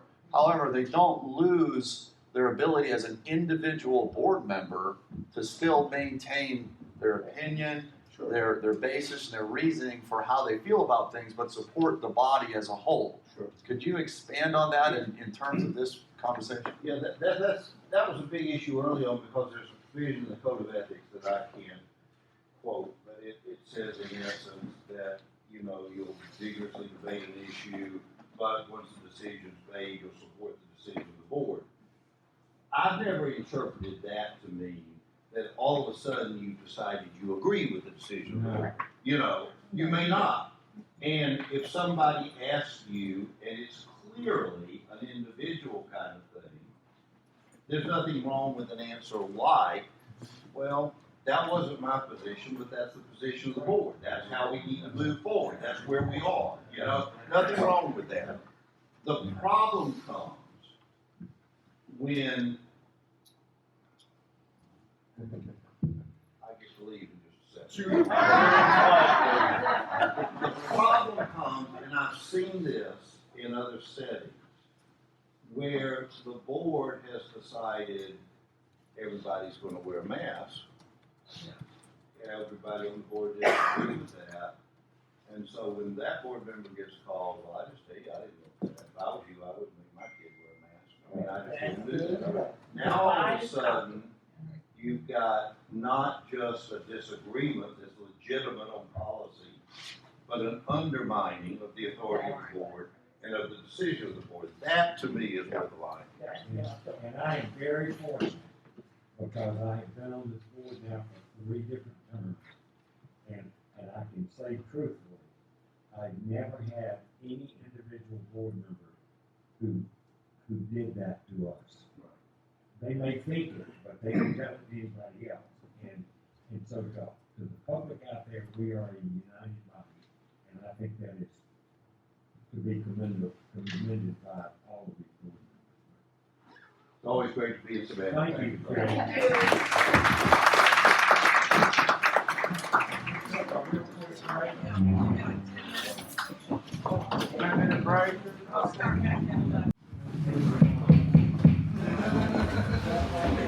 They continue to set up our next session, but the superintendent. Right, it's often after the presentation that ideas or thoughts come to mind. So I've said to Attorney Hartley, if there are any questions that you have based on the presentation today, if you just let us know what those questions might be, and then we'll be happy to forward them to him. Generally, what we'll do is forward the questions, and then we'll send us a response back. So if there's something that came to mind, a great something that came to mind for the close of the day or next week, just let us know what that is, and then that way we can forward them. Anything come to mind right away? Were those credit hours? I'm sorry. Those credit hours for? I believe. Yes. Yes. Those are credit hours. I was already thinking that. I do think, just as a reminder, we try to have 2 retreats a year. In fact, we'll be trying to do the second one in January. I think, as Dr. indicated, we may want to look at norms The policy does say that the board president is the spokesperson for the board. It also speaks to, what position we take as to, say we, because I was a board member, in that role. That what position we take in terms of, board action that's been done and how we speak about that. I think when you look at our, local governing boards, we do see a lot of growth within our board. And I think that's commendable. I don't think we should forget it. We have wonderful examples, nationally, statewide, on how things don't always work.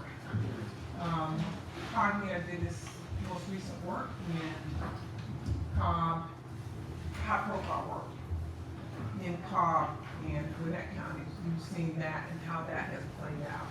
I did ask him, did he think the pandemic influenced some of the board, some of the governance issues? And because of the political nature of the coronavirus and masking and being in school and being out of school, because clearly those are administrative decisions, but very often volleyed over to the board, which created lots of challenges on top of politics. So, if we give other thoughts, the questions, you just let me know what's on. I was happy that, these members of cabinet had an opportunity, because I realized that Mr. Childers, Ms. Oliver, and Mrs. Akins had not been a part of the process. But clearly, in our previous days, one reminder that we did not issue today is, under severe consequences, the staff is also the board member, because most often some of those behaviors are linked to staff support, and it has happened before. So our staff has talked about it seriously and deeply on many occasions. We don't want to see board members removed, but we have seen legislators last year. I want to mark your comment about the infiltration of tourism into school boards. At the GSBA discussion about legislative priorities, one of the districts was actually trying to get GSBA to insert a recommendation in there to have local school board elections partisan. And fortunately, it was not supported. I feel strongly as to do that we need to be nonpartisan. I'm curious, I guess I would ask that as a question, maybe, he's seeing that starting to bubble up, and he thinks that's a risk of going to be partisan. Some districts are already partisan. Well, then it would be a requirement at the state level that it's a partisan.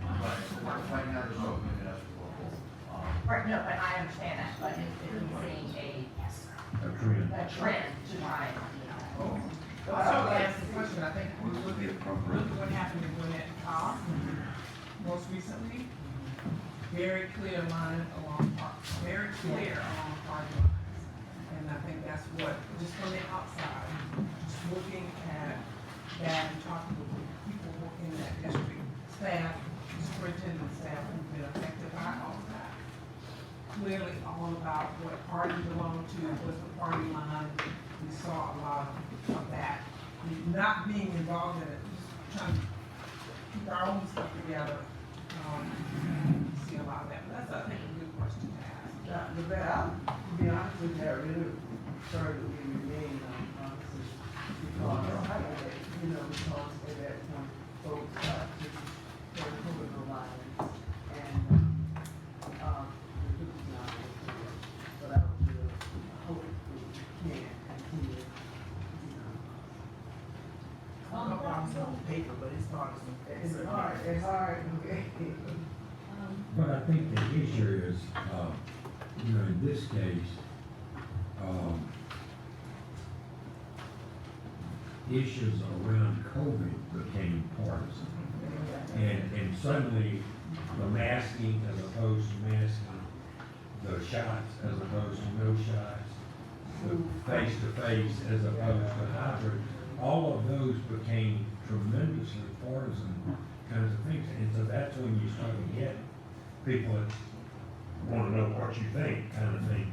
And I think it would be the absolute worst thing that could go for anybody to have to declare which party. I don't think that's anybody's business, first of all, but the person who's running. Dr. Buck, you were referring to a board member who was removed, you were not to say.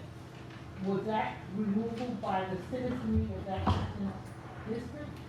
We have some, cases where the state has removed the entire board. Clayton County was Oh, removed. the whole board. Clayton County, Dewey County, which is a very small district, not far from here, but they certainly were helping us when we were going through our cognitive journey, talking with us about things that we wanted, things that we needed not to. The process that we went through, most of us remember very clearly, was really about remembering how to work together and remembering how to reduce the friction, learning how to treat each other and learning how to settle out differences. It was a very challenging time. We represented about 895 pages of work that was done, and I think we learned a lot from that. But I think the pandemic was a great invitation for us to go back to that, and we didn't do that. I think there were some very tense times, but I believe that we still tried to remain professional, even if we did not agree, we remained professional. I think sometimes we forget that the state law now says the governor can remove us. It was interesting because when I was on the president's board last time, that law came into effect, and I was on the governor's board, president, board chair, advisory committee, and there were like 20 of us on that committee, and the law got changed where he could remove people. And by the end of my year, 4 of my counterparts had been removed that had been sitting on all sides of me. And I mean, it was like, golly, he really can't. Process stuff? Oh, yeah. I mean, I guess they say he gave you due process, but, he just removed them. And so, I mean, some of them were probably because, I'm not sure whether it was Dewey County, but one of those counties up there in the mountains, those deliverance counties as I call it. The board president tried to run over the superintendent. And I'm with a car, yes. But tried to run over him. And then that person got removed, but maybe they needed to be removed. But anyway, I think it's good for us to get reminded. And the last thing I would say is one of the things that I get the most enjoyment out of you folks is we laugh a lot. And I am convinced that laughter is a good key and a good keeping people not taking themselves too seriously. And sometimes I make the stupidest, most inane remarks to you folks, which my wife reminds me of when I get home. But I'm trying to make y'all laugh, and so, Count myself included. are we ready now? Connie said she ain't staying there all afternoon.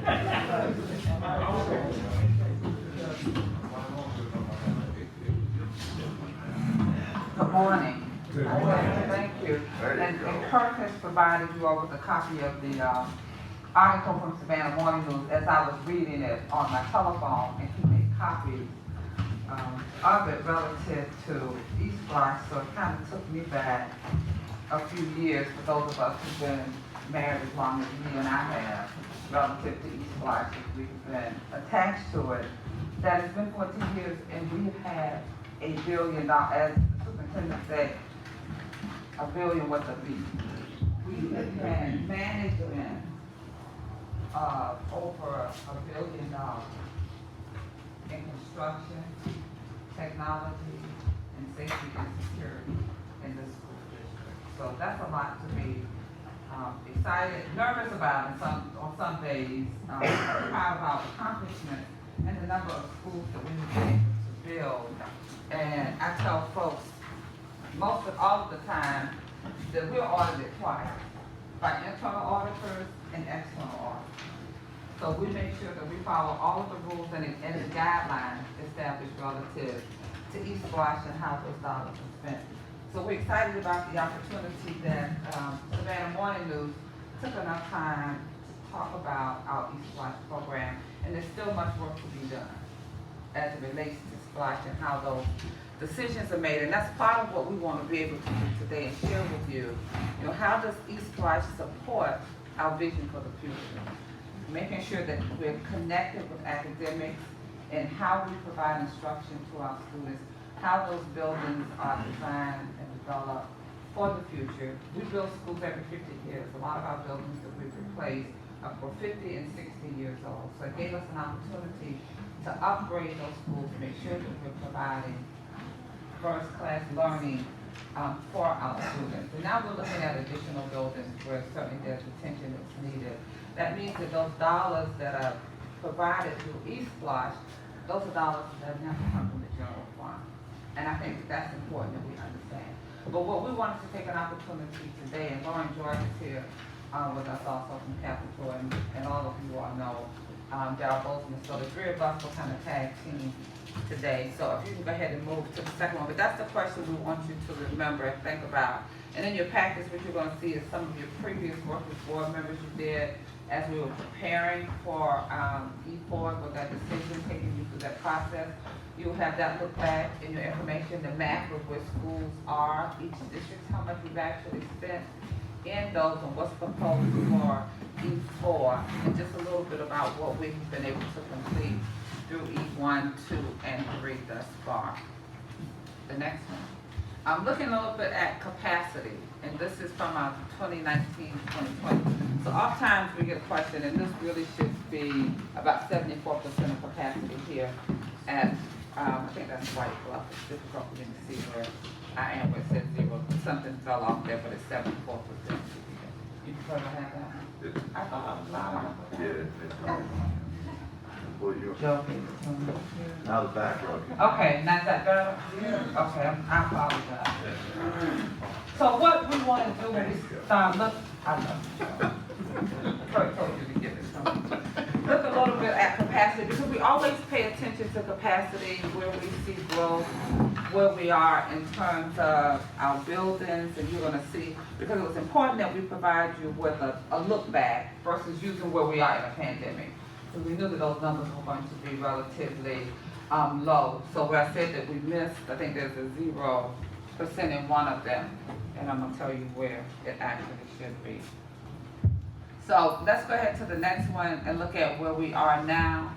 Wanted to be able to see what our capacity are. And yes, we have built a lot of buildings. We've built them larger, but it gives us the flexibility relative to grade bands and how we configure those schools and where we are in terms of capacity. But I wanted to be able to at least provide you with some information relative to a look back before we start looking at where we are in terms of right now as a part of the pandemic. And I think there's what, about 1,100 students in CELA, Ms. Ball? 1146. 1146. So if you don't see the students there, they are in virtual learning. A really quick activity before we really get down in it. We have about 5 minutes. We already had some homework to help us when we were planning for E4. So tell us what is your vision for the future of buildings, school buildings and facilities. You only have 5 minutes. You have 3 to tell me. Repeat that again. Well, Michael Johnson did his one already. So tell us in 5 minutes what is on the top of it. What is your vision for the future of Fccpss schools, buildings, and facilities. So you're not locked into just instructional sites. It says school buildings and facilities. And it says in the future, for the future. So if we're talking about the future, if we're talking about East Lifestyle, you know that's a 5-year program. If you're talking about bonding, and then look on the side of it, tell me how you want to pay for it. Just like you did with your project at East Block 4. You know, some of you ran out of money. What you had desires for. Tell us what you want. 5 minutes, the clock is ticking. And the reason we're doing this, and then we're going to take you through all of our processes, looking at the local facilities plan, looking at East Line funds. Dr. Kramer was next to take out his notes. So tell us what you want to see. The clock is ticking, you only have 5 minutes. Then we're going to walk you through our homework.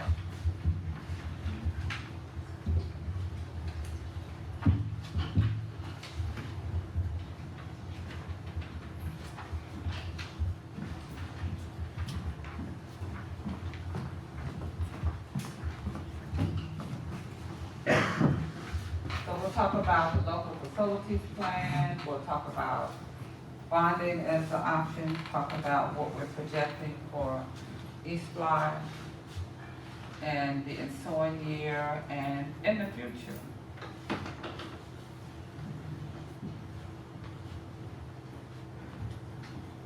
Right?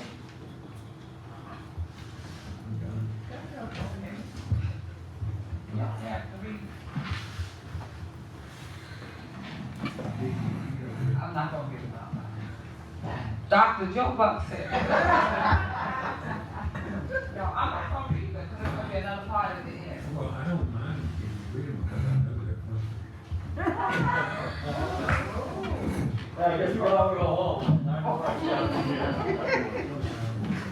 My job. Yeah. Good job. Guys, remember our talk from yesterday, what we said about our budget? Alright, number one, sorry. Not yet, now don't forget, After I I, got promised more money over here. Time is up. after I thought about that last night, Connie, I started quibbling with what we said yesterday. I'm clear, I know exactly what was said. Good job. The trailer of the little team. Right, let's go right up there, help And Ms. myself. Laura Oliver wrote a book over here. So even though I said 3, she took it, no, I think I have either 5 or 6 from her. And that's good, because what we're doing is looking at our needs. Okay, Vanessa, do you have any more other sheets? We didn't get it, me and Jerome didn't get in. I'll get you. She doesn't want your input. That's okay, You know what? I have another folder down there, Terry. Because I don't want you to put your name on it, you're gonna get it, you're gonna see it in a different format. Okay, we ready? And some folks are excited, probably just smiling. That was tough for. Was it really? Yeah, it's only 3. What top 3? You had to prioritize. That's tough. I reached the actual. You like my first one, right? Okay, so what we wanted to do in the intent, before we give you all of the information like we did when we were working on the East Block 4 plan, you had data. We gave you lots of data. I want you to think before we gave you the data.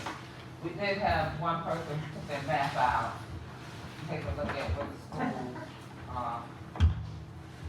But now in your package, you do have all of that data. You have your previous worksheets, group worksheets, we'll talk about the local facilities plan, as I stated.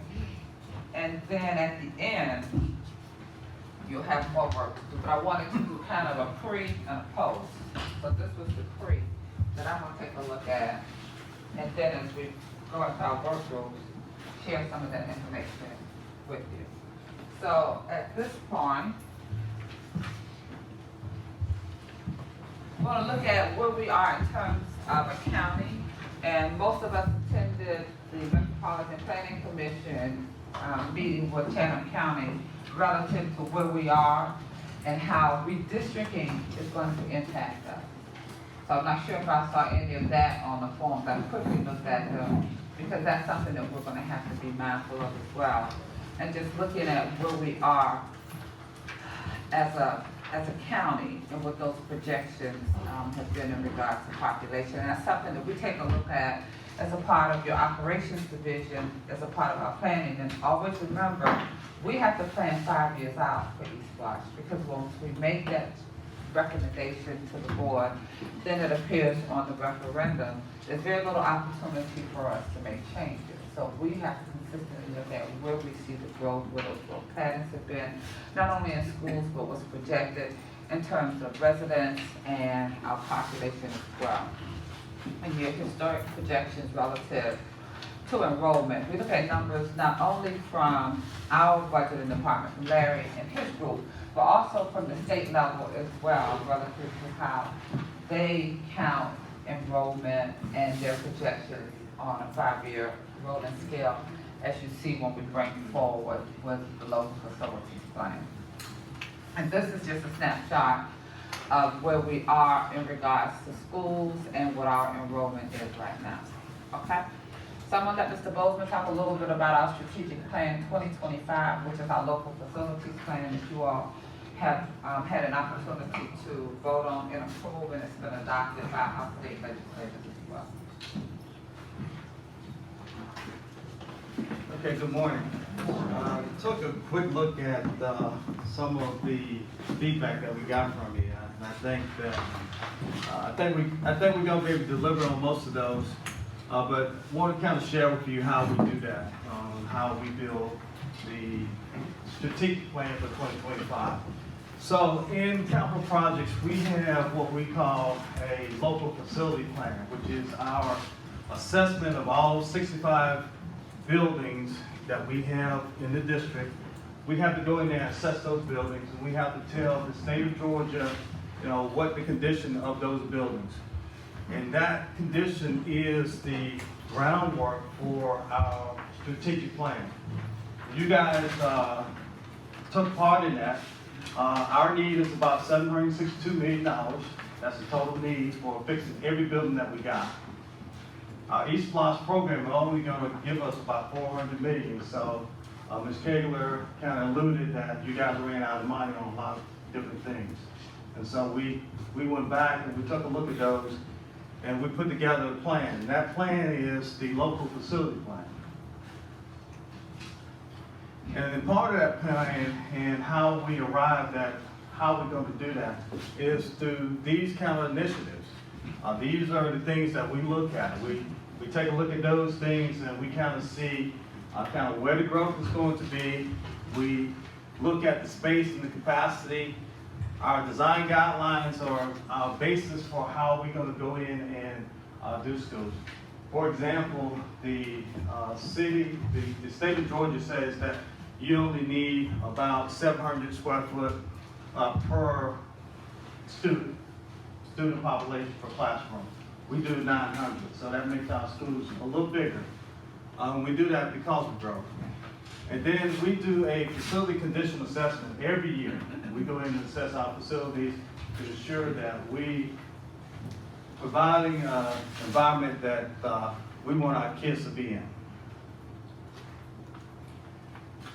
We have a different approach than most districts. We use the philosophy of we cannot pay for everything with East Blush, fund money, or any other resources that we get. So we look for opportunities to do what we call capital outlay. And capital outlay is a process where the Georgia DOE will give you dollars for schools, for roofs, HVAC, and other specific items in the school. You can't get capital outlay for certain things, but we take a layer approach in terms of the funding. So we not only look for opportunities to do our schools with capital outlay, we take a look at what you're going to see here. you'll see later coming up, CARES Act money, where HVAC is one of those items that CARES Act money will fund. And so if we can do a layer of financing, that gives us the opportunity to do a little bit more with our eSplosh dollars. And so we take that approach. Here's what some of the things that we have been able to do with some of our money. We paid off all our debt, which is great. That is a great job, and one of the ways you can use eSplosh. And then on the other, you see all the replacement schools that we got and all the new additions that we also have as well. And economic stimulus program. It was said that $1 billion in this community goes a long way. And so I would challenge you to go by any of our facilities right now before we start building those facilities and take a look at them, and then go back after we build them and see the economic stimulus that we put in those communities. A.B. Williams is one of those that I like to bring to your attention. If you saw that corridor before we built it, it's nothing like what it is right now. So a lot of dollars go back into the community. A lot of dollars go back to our local MWBE programs, and we do have some non-local dollars as well. We did this exercise back in December because we wanted your input in terms of how we see our strategic plan. And y'all went through that exercise, and that was pretty interesting to watch, to let you guys see our struggle when we get to decide who is going to get what district is going to get what. But what we do in capital projects, all our decisions is based upon data. We have to put majority of our schools back into either the yellow category or the green category. What that means is that when you're looking at a school and you do an assessment, a yellow category means that most of the components in the schools are in pretty decent shape. You may have another 5 or 6 years that you can, before you would be in any problems. Green category is where we really want to be. And that means that, hey, that school could probably go another 10 or 15 years without any major failures. So it was interesting to see how you guys came up with it, but you couldn't fund everything either. You only had $400 million, and you could not fund everything because the total bill was $762 million. So it was pretty interesting to see how each one of you came together, but that was the basis for our plan. And that's the basis of how we put our plan back together.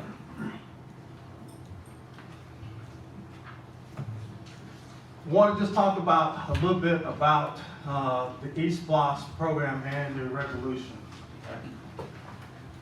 Once we got that plan back from that coordination, we submitted back to Georgia DOE to say how we're going to pay for it. Okay? Because you have to tell them in your resolution how you're going to pay for it. And we said that we would do that by eSplosh. And not only did we say that, we gave them a priority of where we was going to do it and what schools would go first, second, third, and fourth. We gave them that priority, and it was signed off by the board and approved when it was sent up. And so therefore, that became our list.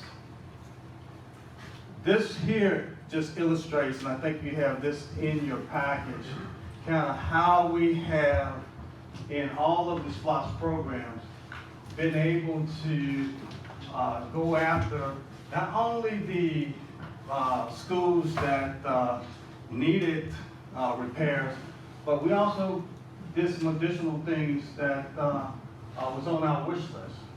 And we're able to do that again by some of the funding methods that we use, the layer financing, going after additional grants and things of that nature.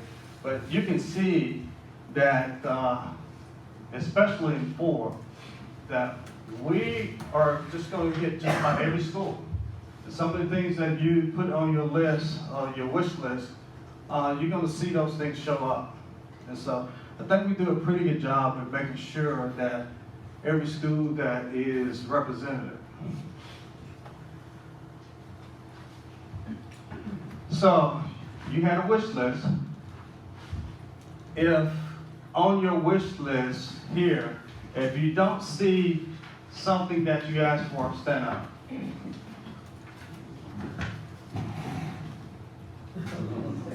On your list, if you see something that you asked for, you go ahead and stand up, please. And don't see. That you don't, well, I'm saying, you probably won't get everything, but is there anything on here that's not on your list? Connie, is there at least one present under the? That's true, yes.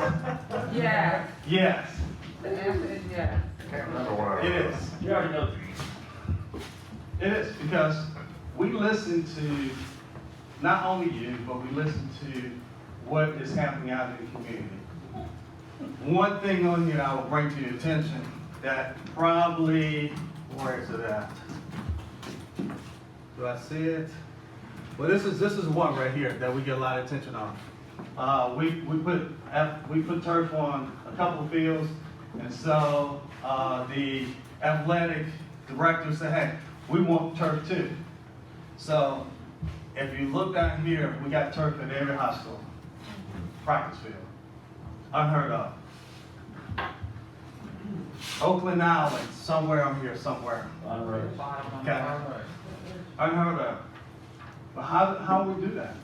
We're doing that because we're very effective in how we manage our funds.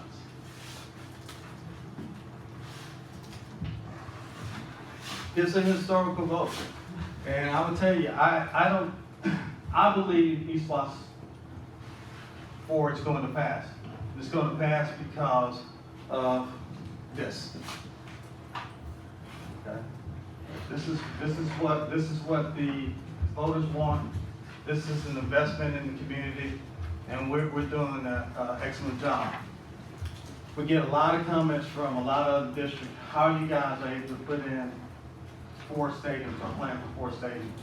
And how are you doing all turf?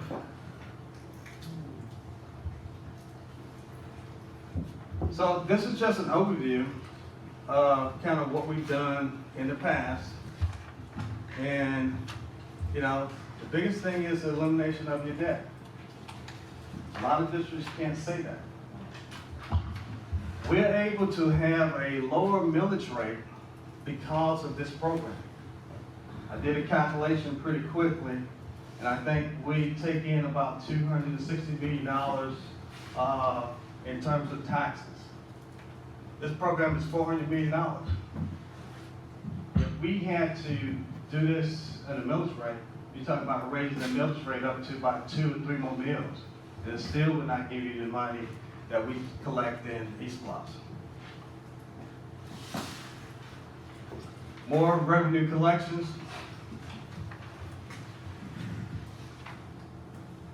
And here's what I was talking about from a standpoint of trying to finance with a bond of millage rate. You can do it.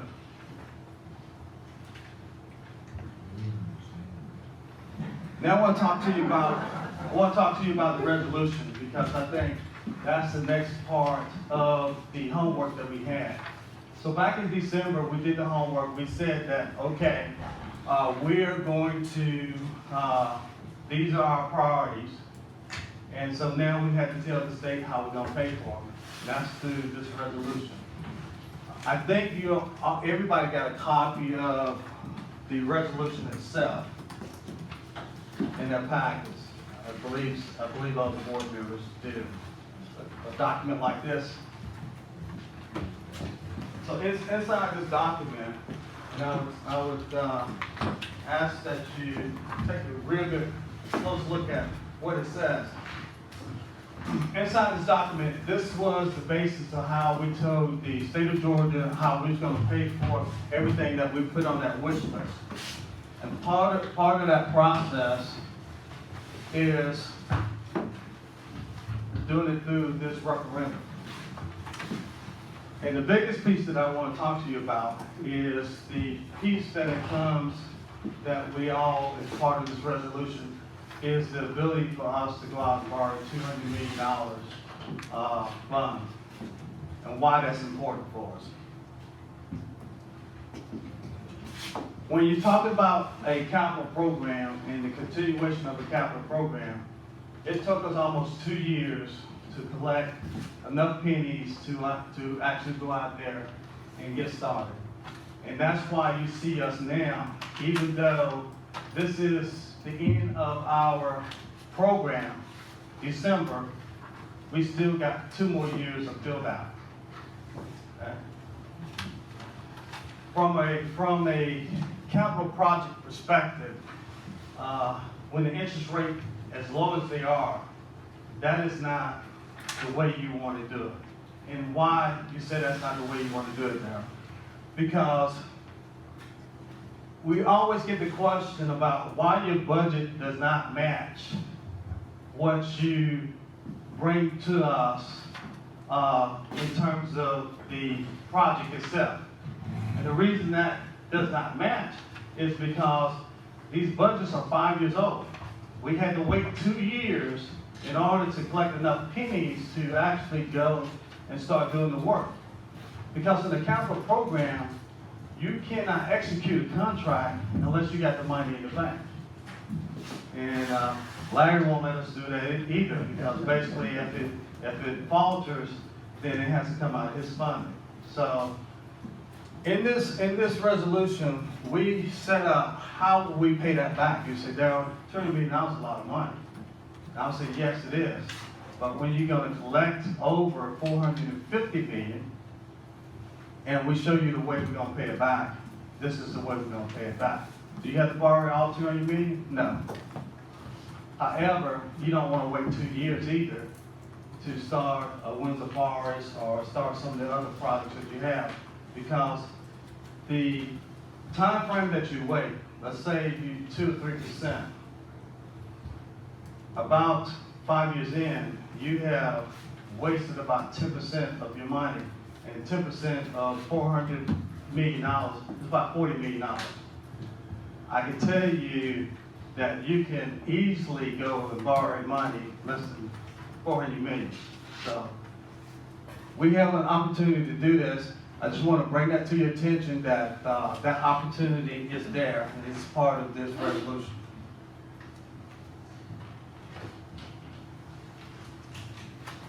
Some of the initiatives that we've done in this program is 100% doing green, LEDs in all these schools, and making sure that we have those sustainability items in there.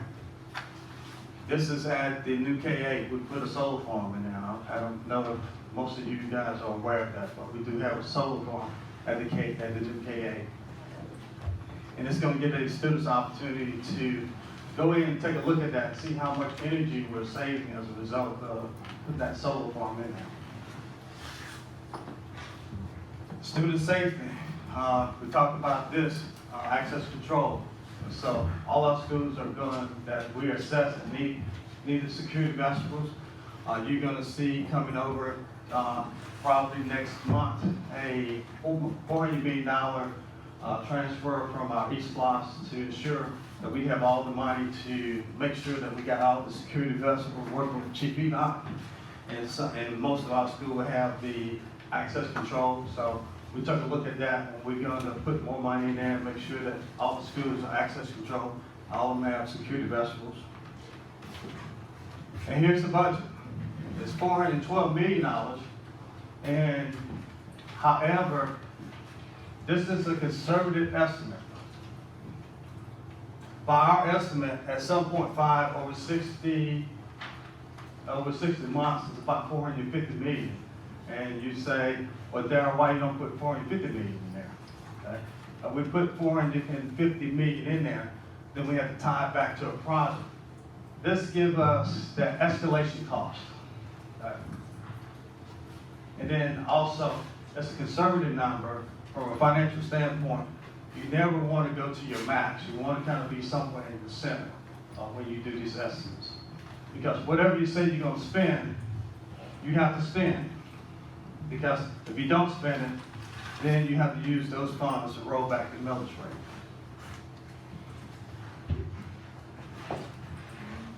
Possible closed schools. So you want to talk about this one? Okay.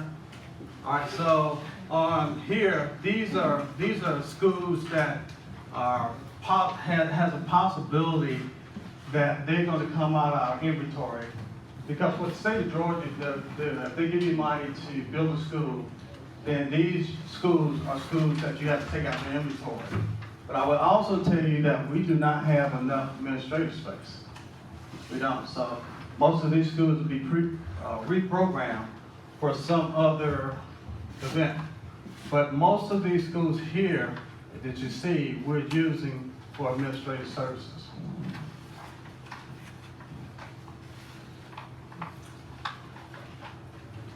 And again, the East Loss program is a program that, if you effectively manage, it can give us all the things that you put on your list and some of the things that are not on your list.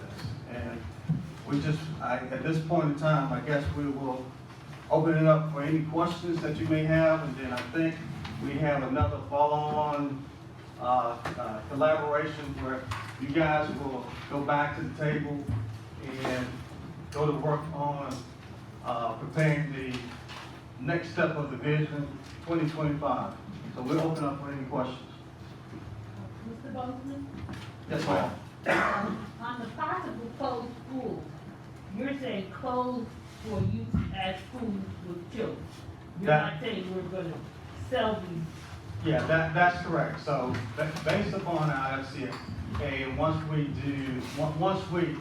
tell the state that these are no longer schools in our inventory for use as a school, then we have to put them in the inventory as a closed school. But here's what I want you to keep in mind. When a school is closed like that, it does not get any funding for repairs. And a lot of these schools that are closed are in desperate need of repairs. You don't get money from the state. From the state. When we went in and made modifications there, we did make repairs, but it came from the general fund. That's correct. When we repurposed that facility. So there are other opportunities for funding. Just once it comes out of the local facilities grant, it's no longer eligible for state. But now is it eligible for each block though? No. No. No. Okay. All right. No. Well, for instance, in terms of repurposing, I know the pandemic put a hold on our whole use of Thunderbolt School, but my goodness, has that school paid off in terms of repurposing? So I'm hoping that that's what we're looking at in terms of some of these other ones, so repurposing, where we perhaps can get a benefit. And that's something that we continue to work with the superintendent. That's when we talk about the vision for the future and how it works relative to academic and administrative requirements as well. But it was important that we bring to you what those schools are, that one that are no longer in the local facilities plan, and those that are still open. Majority of the schools that you see we've used over the years is swing sites. As we started with East Lodge, and we were building on occupied sites, which was very contentious, it was very hazardous, and sometimes it was disruptive to the instructional process. So those schools that were no longer in the local facilities plan, still buildings that we started using the majority of them as swing sites. We were able to do it for Allen Cole, we were able to do it for White Bluff, now we're doing it for Mercer and for Rhodes. We're able to take the students off of those occupied campuses that are under construction and then build on an unoccupied campus. But that's why you still saw them being used within the district, and that was the biggest reason for that purpose, because we're in a very aggressive and robust construction program. We wanted to move away, if possible, from having the students on an occupied campus doing construction. Yeah, the 84 million in miscellaneous, I know that's going to be spent for good things. If there's any way to drill that down to more project-specific things, talking points, in what we'll roll out when we take this to the community, that will help. That's one of the concerns I've heard, is that you have a lot in miscellaneous, And I'm like, okay, yes, so do And most if budgets. you're correct, and I think it was on that last slide, is where you saw, and that was one of probably the dated ones, but we have taken all of those categories.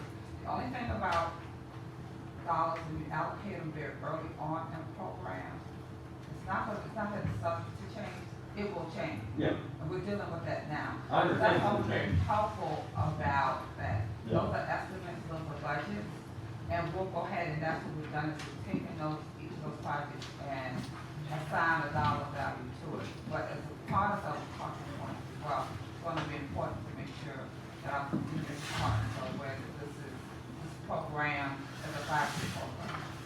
What we have taken a look at, that's why we're able to now show you in more detail on one of the sheets that's in your packet, what's going to happen at each school, what's going to happen relative to LED lighting. Every school will be touched, and then we have the budget associated with that amount as well. I'm sorry, before I get a second, can I get the party line for when we start building a new winter, where is my child gonna go to school? Do we have a definitive, or is that, the district is still working on what that will look like when we begin building?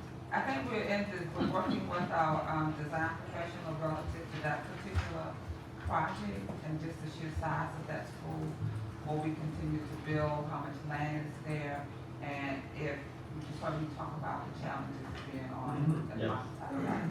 So once we get through a successful East Flush Core, then we'll be looking at what those options and opportunities will be for those. So while I'm telling people that Windsor High is a part of P4, when they ask, where would those children go while this school's being built?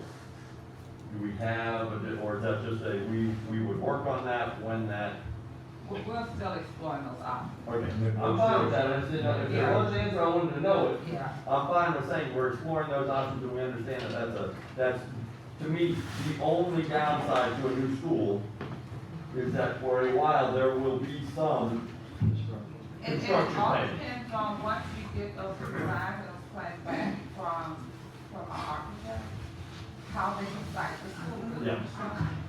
Will it work? We don't know yet, that's why we bring design professionals in to make that decision or recommendation to us. Once we get that information, they're actually working out, then it's going to be our responsibility to go out and identify what we're going to do at the spring site. Thank you. Just say Dr. Buck's gonna let them all come to Armstrong. Actually, I was, I'm gonna buy some animal.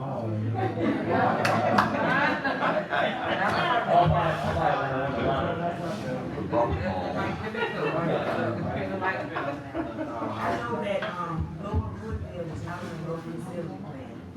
So what's the plan with this? Will it just continue to serve as it's serving now, or will it be demolished, or any plans for Lower Woodfield? Because I know it's not on that. Yeah, it's not on the local, facility plan, but certainly it is used, throughout the district. So if we continue to use it, we will have to, allocate some dollars from the general fund to operate that facility. As we need, we put some money in to house some of the programs there, and as Woodrow Tompkins as a whole continue to grow. We're gonna have to look at that possibly as an opportunity. So we are considering, the new gym, the new auditorium, so then what's next for Woodville Tompkins, because you know as well as I do that when we built the school, it's a middle school. So what we've done now is turn it into a high school. In order to provide with all offerings of a high school, there's still some other things that have to be done. I'm just in the same situation as ours was. Exactly.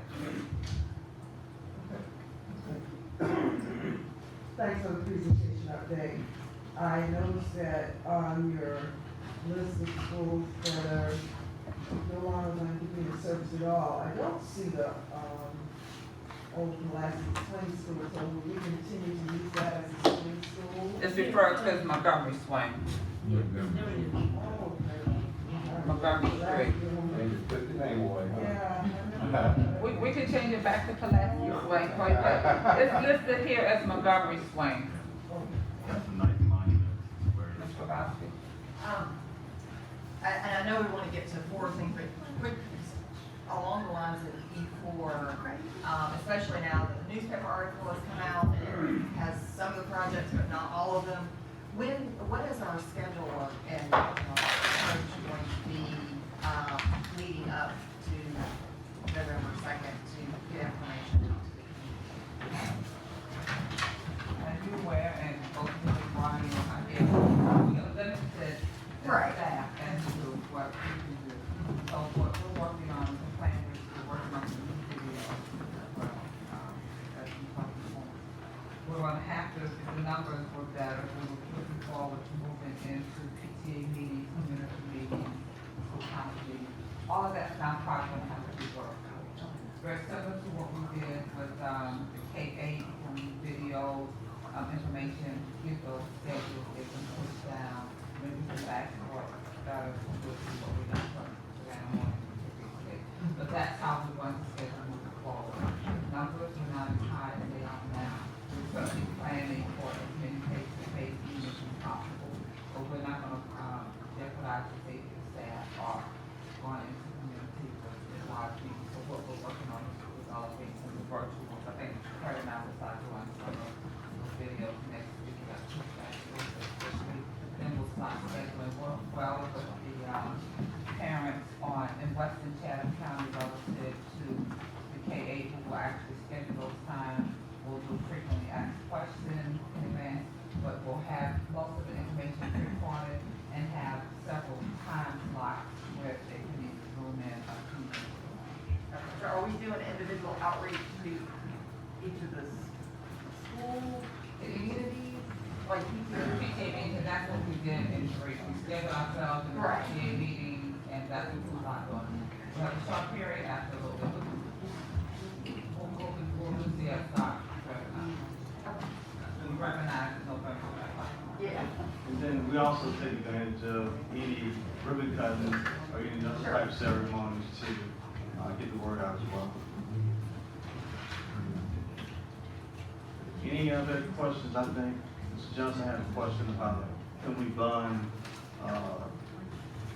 use fund money for some of the other buildings and yes, and of course you can. Fund money is not restricted, leaking everywhere. It is, okay, so you can't use fund money for your other facilities? Okay, at least you can.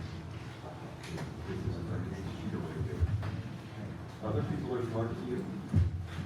That's a class. Yep. Okay, any other questions?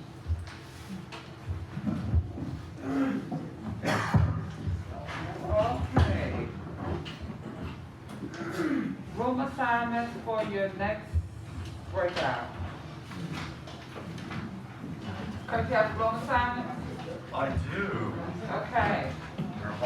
So what you're going to do, if you go to the last, You wanna, go and grab your lunch and then you go into your breakout? I was not aware of doing exactly what we're doing, so it's up to y'all. no, what's your recommendation? What's your suggestion? We're at 11:59. I understand that, but I mean, do you wanna, some people appear to likely lunch, Okay. and lunch is here, so can you just grab your lunch and go into your breakout room, or is that not? That's acceptable. How long will the breakout take? So we're gonna give you 30 minutes for breakouts, and then to come back and do your report out. So if there's a scheduled conflict, we'll operate to the purview of the group, however you'd like to manage that. I'm sorry, what are we talking about in the breakout? Well, what we want, What you do is, you're going to design and build facilities for the future. You're gonna tell us, right now, we have all of the money, immediately. What is it that we need to design and build for the future? Okay, based on where we are now. If we had $412 million, what are those immediate needs? Beyond, are you asking on a micro level, like should everyone have solar? Or on a macro level, like Cause we have to prioritize projects that we did in group, so you're not asking us to revisit what projects we do. E4 don't. Okay, tell us what we need right now. We need, and I was just like, we need more e-learning facilities right now. Is that an immediate need? Is that a 2-year need? What happens with STEM? Do we combine STEM schemes? Is that something we wanna grow on now? Or is that going to be 3 years from now? Okay, so what do we need after E4? What do we need in addition to what we will get in E4? Don't forget this. Yeah, okay. So remember, the discussion on the visioning of facilities, East Plus is a big part of that. Right. It's really one component of it. It's a structural part of the framework of the entire piece of facility. Think back when we took the field trip to maintenance and operations, when we saw the rusty old refrigerator. Good. So is that a now? An immediate? How do you look at it? And how does it work into your 5-year plan that you just adopted? Okay, is the central office immediate? No. Okay. So if you Is it recall- 3 years or is it 5 years? If you recall yesterday, the work we went through was the immediate midpoint and 5-year, as Ms. Miller Caver just referenced. So, you know, East Block is a big part of it, but we really gotta think about how does this vision facility relate to the 5-year plan? And that would be your breakout assignment. I kinda need a minute, are we on schedule or behind schedule? They finished their presentation next week. We can stop at this point. We can do the activity and forward it. You wanna stop at this point? The reason I say that is that I just don't know, and I think partly because I was outside and I didn't get the refresher of what all the projects are. I can brainstorm all the things that I like, but I'm not really going to be giving you quality thought over what we really need. I'm just gonna be kind of telling you like what I want for Christmas, you know, Santa Claus type thing. But if I were to actually think about I would like to be able to tell you that I have thoughtfully considered what is needed beyond E4. I was just going to ask if we could have lunch first, and I can kind of get my thoughts together and we can talk after lunch. So I'm fine with proceeding and trying to do that today. I'm also not going to be the one to say that we can't be early, so.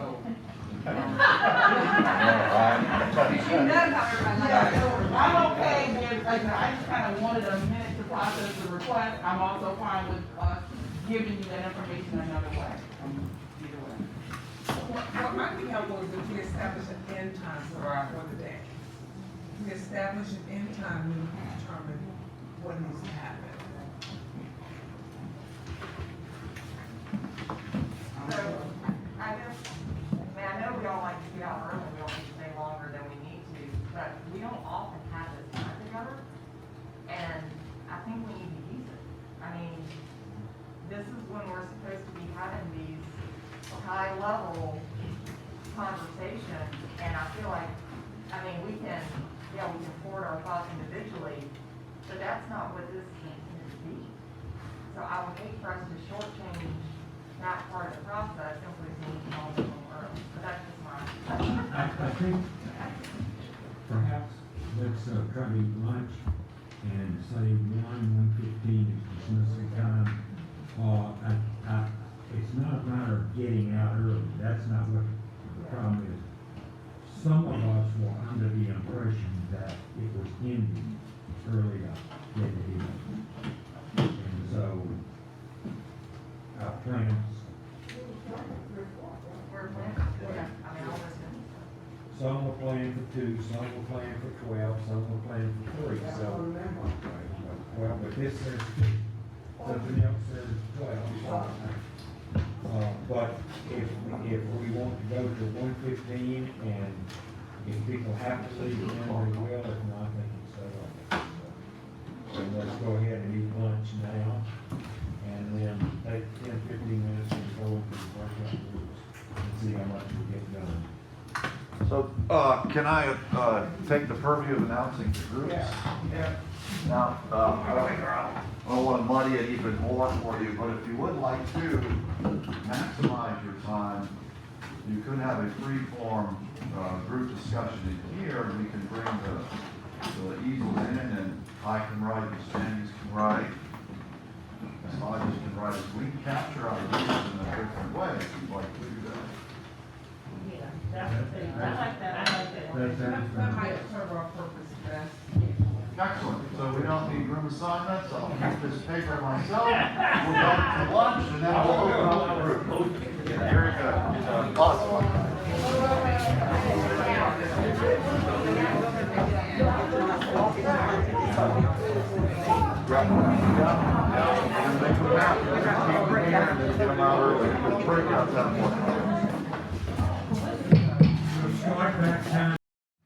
So for this part of the activity, some people have already kind of started talking about some of the things that we want to see as a part of our future. We talked, this chart over here, we're talking about swimming pools, also talking about district health and care center. On this side, we heard some comments about decentralized kitchen. Those are things we like to see in the future in terms of facilities, but also in terms of the future of the district. One of the things I think we want to do is have our own movie studio so that our students are studying broadcast journalism or cinematic studies as they are at Southwest Middle School. Drone aviation is our newest program over at Mr. Fortados and other lab spaces that we would like to have. A movie studio would be great. We also want to have more early learning centers. So that's the focus of this. You've heard what's in before, but in terms of visioning for the future, what are some other things that we would like to see? We would like to see individually. That you think would be reflective of the kind of learning places or kinds of services or experiences we'd like to have for our children. Mary, Michelle, the others will scribe for us. Hopefully you've had an opportunity to think about some of that. Some of those things we've talked about in previous retreats, or perhaps you've had conversations with colleagues in other places. But certainly this is our time to look at what are some things that you would like to see as a part of our planning for the district. And Dr. Hoskins-Brown, and then we'll go to Ms. Hall. And I think Dr. Green, you have your hand up? That's my go. We're going to get going. Okay, I would still like to see a structure at Formie that is administratively functional or instructively functional with a revenue generating parking garage on it.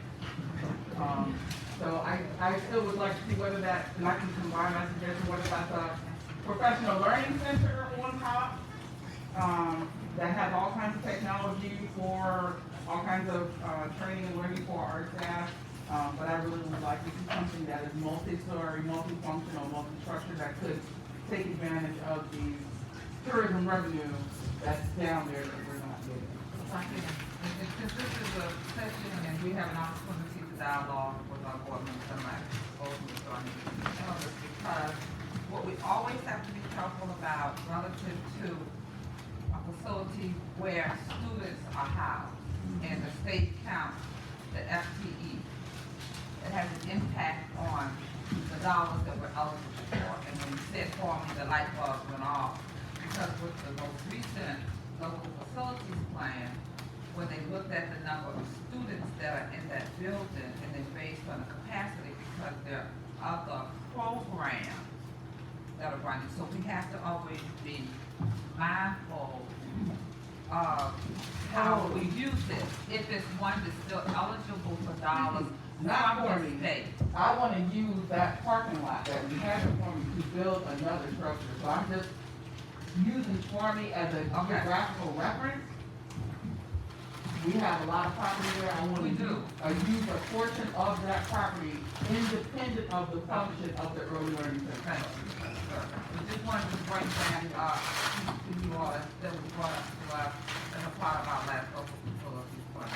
That's Yeah, that's correct. When we got ready to validate the plan, one of the acceptances that we had was, they took a look at it for me, I'm supposed to have about 800 students in it, we had 200.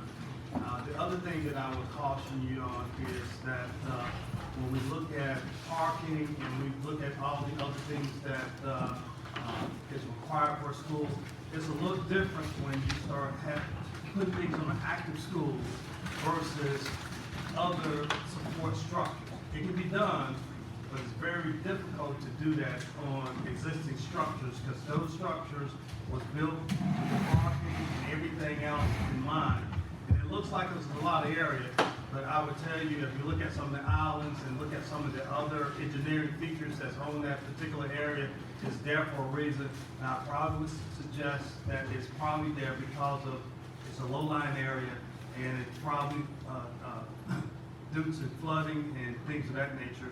So just keep that in mind as well. So we want to generate the ideas, but we want to also make sure that, you know, what we're thinking of that we can do from an engineering standpoint. Well, can we add it later? So that we don't stop that creative juice running, what I'd like you to do is to.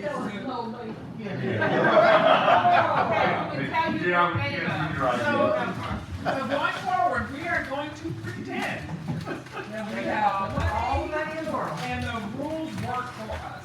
Alright? So Ms. Hall and then Dr. Freeman. Well, I certainly love that every month I welcome all of these to District 3 to our wonderful Whitney Establishment Complex. And I'd like to continue that. I'd like to continue to have our meetings there. I think we're centrally located in terms of between the islands and, say, District 8.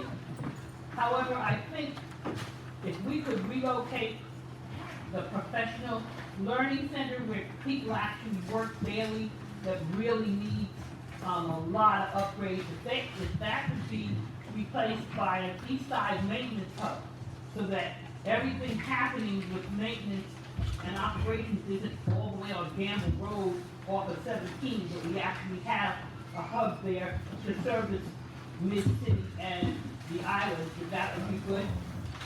And at the same time, upgrade our board auditorium, get a new welcoming sign out there that I think the last time I looked at it had beautiful mildew growing around. And so when we have visitors coming, after the pandemic is over, we have a wonderful board environment, you know, to welcome people to come to Whitney, and it looks a little more modernized than we have it now. But I definitely want to repurpose that building and not do it as Thank you, Ms. Hall.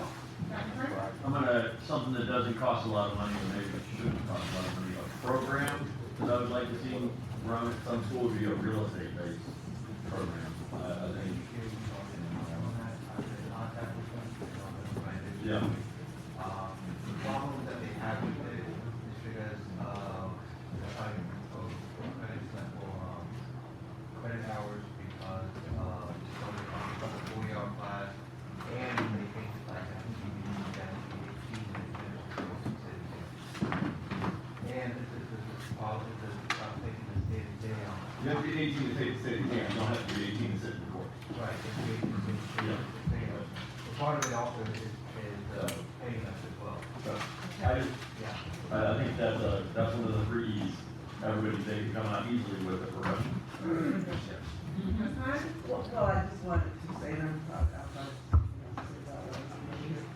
since we talk about signage, coming out here, that sign is very hard to see unless you're right up on it. I don't know that's an hour. That's it, I don't think we use a lot of signs out here to identify the location. We're petitioning Dr. Buck and then Mr. Johnson. I'm sorry. Thanks for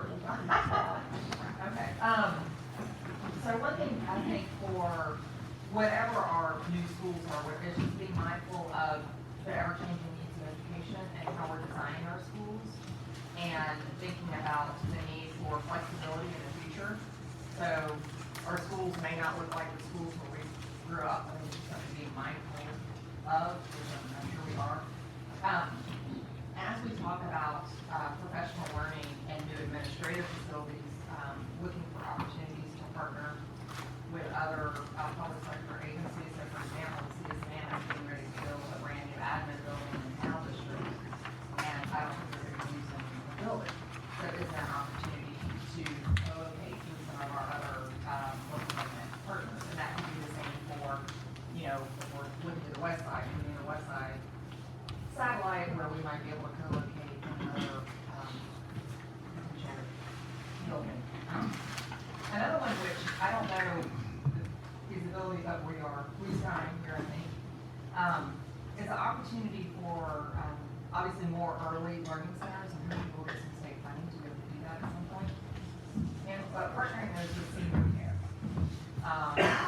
recognizing the benefits of having young people and the elderly co-located is beneficial for both, and there's educational opportunities there. It may not be a traditional school setting, but yeah.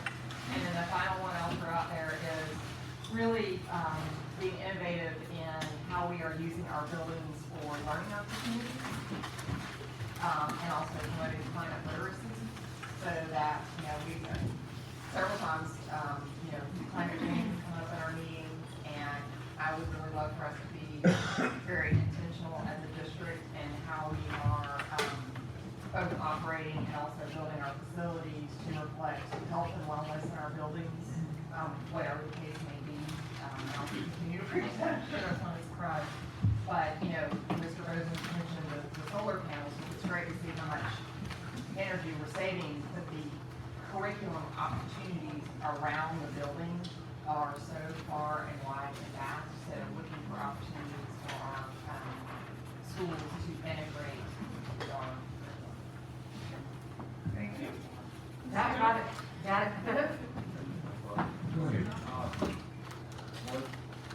I know, Dr. Freeman talked about programs. One program that I would really like to see that we can actually use them, and when we're going through and doing our own buildings, architecture that we have, like historic renovations and stuff, because our own people and our own students, we use those students to help renovate our own buildings, because our own buildings are also very old. Have that, and I would also like to see in designs of new buildings, a lot of solar, and also the use of wells, so we're not going off the public water system, we'll actually use the groundwater that's in there. Yeah. Exactly. Okay, Sorry. Very good. well, in like unincorporated areas, but that way we're using more groundwater that's already there, help save cost and all that stuff. Thank you. Well, I know no one wants to talk about this, but a couple of weeks ago, we went out one meeting, and it came up about the charts. I don't want to talk about that today, but anyway, it was too late for the last one, for them to just hop on to the end. So, we consider the next clause 5, I think we can 5, then are we gonna be inclusive of them? I think we'll make a note of that. That's definitely a conversation beyond us visioning process. Dual repurposing of the central office building, because it's not only the building, because to the heart of the location in town. So perhaps, part central office and part e-learning academy type thing going on, to hold on to that dual maturity that we have in kind of heart of things. We went to see a building in downtown Chicago that, multi-stories, like 4 or 5 blocks, 4 or 5 stories, and so they have it so that it's an e-learning center, it's also part of, Chicago. Really, really good. Are there visions at the park? I think I've said this now for several years. Numbers are beginning to bear us out more and more, not necessarily because of students switching to private schools. The birth rate itself continues to go down. And, I have a concern that over the next several years, sooner than later, that some of our new schools that we have built in the downtown historic area are gonna be, not very utilized, because as we have less and less students, we know that's not gonna happen on the west side and in certain areas. But I would like to see us, as long as we are visioning, look at city, county, school district, come together of front porches, if you wanna call it that, taking some of those schools and putting them where we could, use them perhaps for a school part of it, but also part of it for health services, mental health services, training people for jobs, working with the county city. We're not trying to assume it all, financially ourselves, but make it be a true community center in areas of our city. Dr. Buck, would we have say so over that? I would certainly hope so. I mean, if the buildings were ours, we would own them.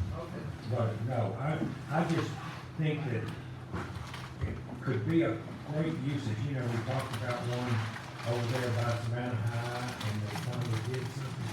But if we could help the facilitation of that in the city and the county, I think our citizens would appreciate it greatly. I have a couple, one is to duplicate the public-facing health center function in other parts of the county, to the west. Duplicate the public-facing health center function in other parts of the county, like south or west. And then wellness centers for staff in new buildings, as a non-monetary incentive. Why should they have to pay $10 to Planet Fitness if we build an outfitter room, even make it big enough for group fitness, and maybe Mary, one day I'll go back to Zoom button. it's so much more fun to do that. And then an IT training facility, both hardware and programming. So we have our IT and technology team. Those skills are needed, those certifications are easy, you can get them, you don't have to go to college. If you get the certification, you can be an IT professional and make good money. It seems like there may be an opportunity to better house. I know we're already working on housing our IT people, but if we have a centralized function that is maintaining the district and provides a training facility for young people, then maybe, we can be fixing our own things that the young people can provide. And then the last thing is a kind of a question: what do we need here at Oakland to generate more revenue? Do we need a pavilion or a gazebo so people come and get married and they give us more money? Like, what could we put here to optimize the revenue that we get from this facility? Great ideas. Staff is also invited to participate, because certainly, we talk about things that we would like to see. We are a part of the school district. Any ideas that come to mind for this? Basketball arena. We've done the football field, but we know our biggest generating revenue is basketball. And I'm talking the ones that we can literally play on that house region and state competition. And generate revenue. And generate lots of revenue, because we could also rent it out to AAU teams. How do you envision that? Like one for the district, or is that what you're saying? Yes, one for the entire district. and then being able to even expand that, I really dream of you make it a huge athletics complex. We might think about our own swimming facility located there, Yes. and move our entire athletics department there to help manage that. Yes. How many do you want to see? Just one. No, not how many facilities, how, what's the seating capacity? Oh, that was because we worked group, and I'm thinking no less than probably 5,000. But we may have an aquatic center Right. in Tampa County, so we could have one, which would be a nice incentive for our own employees. Kurt, and then we'll go to Tim. I think it'd be fantastic if we had a world-class, well-known central hub for CTAE labs. And kids are coming in and getting hands-on training on a rotating type schedule that has functions for auxiliary things, like, for example, ROTC. You could do site-based, group-based stuff right there as well. Think about the junior achievement that just was built on the over there at GSU Armstrong. What if you took a concept like that, but we owned it, and it was a training center for next level college and career for students that really feeds out from all that we're doing in CTAE, Office of College and Career Readiness. So we can hit on all the metrics of goal 1. Thank you, Kurt. And if you would make a note of Cherry Creek Innovation Campus, it is in Denver. It is awesome. And you might want to take a look at it. Cherry Creek. Kurt, can I ask you though, with places like Savannah Tech, feel threatened? Or are you talking about us doing stuff that our kids would get certificates before graduation? Yeah, think about all the things we have in the high schools. I mean, there's so many ways you could use a facility like this. You could bring in community partners. You could bring in a Savannah Tech to be hand in hand to work with the students at that facility. So they're getting additional, and the colleges would love it. Why would they love it? Because they're putting their brand right in front of the kids who are working on our facilities. Another way for them to engage. Okay. And it's just a central hub that, and if you build it that way, instead of taking, like, for example, think of the aviation partnership we have with Groves. We already had a site there, and we had to build the lab to the school. What if you started ground up, and you were building it for that sole purpose? Imagine what you could do. Kim, you have your hand up? I did. So I would love to see a beautiful professional learning complex that includes a venue for holding large meetings with kind of like Coastal Georgia, where we don't have to pay someone else. We have our own place to have our professional learning. Included in that is the high-tech cameras and equipment, because we're doing more and more with virtual, so that our people aren't filming with a phone, but it's top-notch, top-notch. Can I say something to that? I noticed that we just got our Teacher of the Year announcement from Sheila, and I'm so pleased. We're having the first part of it at Beach High School auditorium, ours, and then we're having the second part, well, it's not ours, but at the Marriott in the city. But in other words, we don't have to go to Hutchinson Island, we have but the Beach High part, that auditorium. And so now we have what, Beach High Auditorium, we have Islands Auditorium. We have Jenkins Auditorium. We have Garrison's on. Yeah, so we're on our way, Yamaha, how am I forgetting Yamaha? So, we're getting there to be, what you're talking about, but you mean something twice that size? Yeah, I'm talking about something that we, instead of renting a place like we do, like we did when we have big meetings at Coastal Georgia, that we have our own venue. And we're not worried about intruding on school because of students, it's for professional learning. I know the one at Liberty County, I think it's tied to the new boardroom, it's beautiful. Yes, Julian, okay. Big wish list, to have all classrooms provided with the enhanced audio visual technology. You know, dual teaching is not what we want to do, but if we had the correct technology, it can be done very seamlessly. So students are just absent for the day. They may not feel well enough to come to school, but they can still log in the instruction. Thank you. Yes, one thing, and I think we did, well, we did this for the pandemic, but as one of those non-cash intensive childcare centers, that maybe could be co-located, what Dr. Buck was talking about, along with the city and county. And then another thing, this is a very detailed thing, and I'm not sure if we can do this or not, but in all of our new facilities that we are providing private space for nursing moms. I have a question, you know, due to COVID and we use Savannah State Stadium last year for graduation, are we considering now using our own stadium for graduation this coming school year? And then that we'll have outdoors graduation next week. But I think by then maybe Savannah High Stadium, I believe we do have alleys at that, as a moment. So that's what we need an arena. We'll have a Savannah State, that's what we need an arena. But Savannah State provides us the opportunity, like what we had to do with Johnson.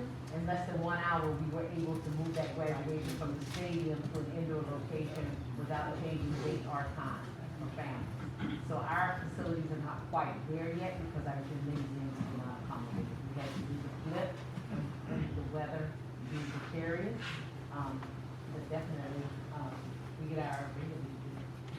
Well, we're visioning, so, that conversation is about last year and this spring, but if the vision is that we have such a facility, then I think that's what we want to talk about. We want to talk about, if you have the money and the rules weren't there, what would you do in terms of visioning for facilities for the future? Are there any other comments? Well, I know Dr. Buck and I both love the fact that we had an outdoor graduation to change the whole ambiance. So, going forward, every sunny day there is during graduation. Yeah, we lucked out this time with graduation because it was not surface of the sun hot, like it could be in May. And all of us walked around in black. Yeah, but it was still wonderful. It was beautiful. To have the What a gorgeous facility. All right, so we're gonna turn to our last couple here, Chief, and then Mr. Johnson.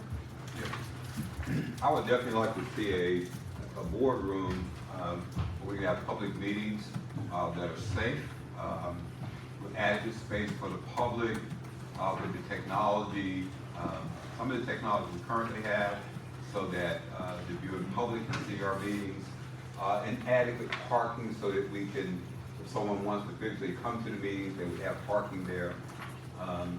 So more of a state-of-the-art, board, meeting, space.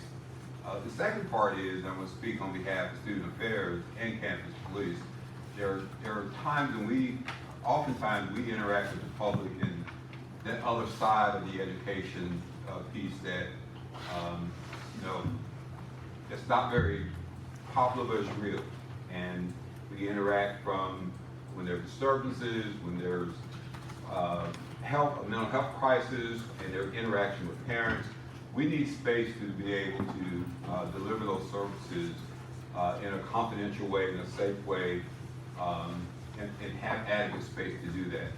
So space for social workers, space for, of course, campus police, facilitate their services. I know that's those things that we're trying to work through now. To maintain that space for us requires some state mandates, space that's required, things that we have to have. So a professional space so that we can interact with the public, our partners that are out there, other municipalities, to work together, to train together, to do those kinds of things. Thank you. Keep our district safe. Mr. Johnson, and then, Dr. Buck. Know there's some things on that we go before we got started back. I just wanted to make sure that those didn't get missed, so I know, Dave, you were talking. More early learning centers, I brought that up yesterday. I think having 4 stadiums across the span of the width, if you look, those are almost all probably along the same longitudinal line. Down the one in New Windsor Elementary. And then on the other side, I had Health Center, and I think kind of ties into reduplicating kind of what Beach is doing, but taking it even to that further step of, can we provide our own primary care providers that our staff can go to? Okay, and then I added, and this was mentioned, swimming swimming pools for the elementary schools, so that we know that a very large percentage of minority children do not know how to swim. So this would be very important. And I'm looking outside the box here, teaching facilities for COVID, whatever numbers coming up. We are gonna have more infections that are contagious, so make sure we have facilities that we can use to teach from or teach within Ohio. And then of course the track field for Beach High School. Yes, I had, expansion with the companies that have more opportunities for students to attend, which is 8 to 12. I know I go up there, Central Kitchen, Central Kitchen, and, Pool High School, that's part of it down the road, that is for the road that kind of helps. That's like 2025 for everybody, or energy 5 or whatever, but it's something to be on the radar that, and with that, being able to purchase the land and not wait until we actually need it, but already have the land, in place to go do that. Okay, and I think we have it. Yeah, we did those. Yeah, we probably have stuff. I wanna make sure that that's right. Really good idea, sir. I was just gonna say, I wanted to point out, very few of those have to do with actual learning. Most of those have to do with professional development, swimming, I mean, that's learning, but I'm thinking classroom learning. And so, as we continue to vision, we probably need to think about what that classroom of the future is gonna look like, and it's not just about technology. Certainly one of the things we've been looking at, and if you go over to Jenkins High School when they have an opportunity to tour it, you'll see that the technology in that building, because that is often associated with innovation, has various aspects. But the furniture, the way we can move the children around in that building is much more flexible. It's not the open classroom idea. It's certainly, I think, a few steps above that, but as we went looking at buildings and thinking about what we wanted that building to look like, we certainly had an opportunity to look at buildings that are much more modern than we had in mind. So we would definitely like to see a lot more flexibility in how we use the space. So we're able to make it useful in several ways, sometimes even simultaneously. Can we really now, as warriors in the schools like we've done in the past, are we still on hold because of COVID virus? No, we've had some people visit. Now, I'll just tell you that one of the things we said was after Labor Day, we would take a look at how we manage visitors, volunteers, et cetera. So we will want to continue to do that. We haven't had a wholesale, but we've had people go and visit. Well, I just want to know I think it's helpful to let them know you're coming, just so that they understand that you're coming to visit. Dr. Buckley said, I believe we're trying to make more of a STEM curriculum in every one of our schools. Is that something that will impact, Mrs. Casey's department, in terms of lots of money needed to do, or, is that stuff that we're gonna try to do through our general fund, making sure that kids have that opportunity to be involved in the STEM curriculum and not have to necessarily get into STEM academy? Well, I think one of the things that you, and maybe this is an indication to staff that we need to bring you up to date in terms of where we are with STEM and STEAM. One of the kind of ruts we've fallen into is we are kind of thinking that STEM and STEAM only happen at private. That is clearly not true. and it goes into what you see. It's been labeled that way, but you have actually STEM-related programs in almost every school. But you hear about Bartlett because that's where it started.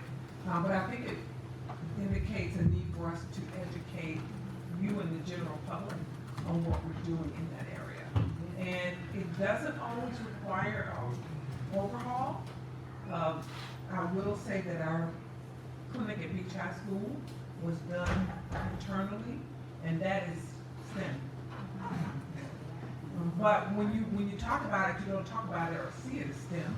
That's what it is. And our construction program, our drone aviation program, all of those are rooted in STEM fields. Well, So, I'd like to see this Jenny passing money to help her put that word out. Because I think the right now, the public doesn't know what it is. But the public doesn't know that, you know, what the and you know, I just have to say that we have been on this STEM journey for almost 9 years with everyone else.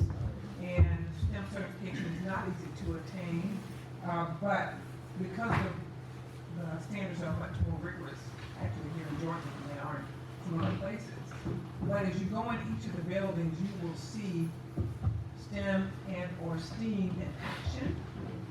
The children understand it. Sometimes we don't get it. So I'd like to see the staff prepare something so that you will see how prevalent it is across the district. Okay, thank you. I have a question about, Savannah Early College. So right now it's sharing deal with Savannah High. In the event that Savannah High population grows, any future plans for another building for them, or, like I said, rather small. And I don't know whether or not the enrollment is going to increase along the way, or is it decreasing? I think it's something we need to put on the board, and this to be a conversation. The concept of early college meant a lot when it started. Right now, students at any high school can be dual enrolled. And so it took away some of that unique nature of Savannah Early College.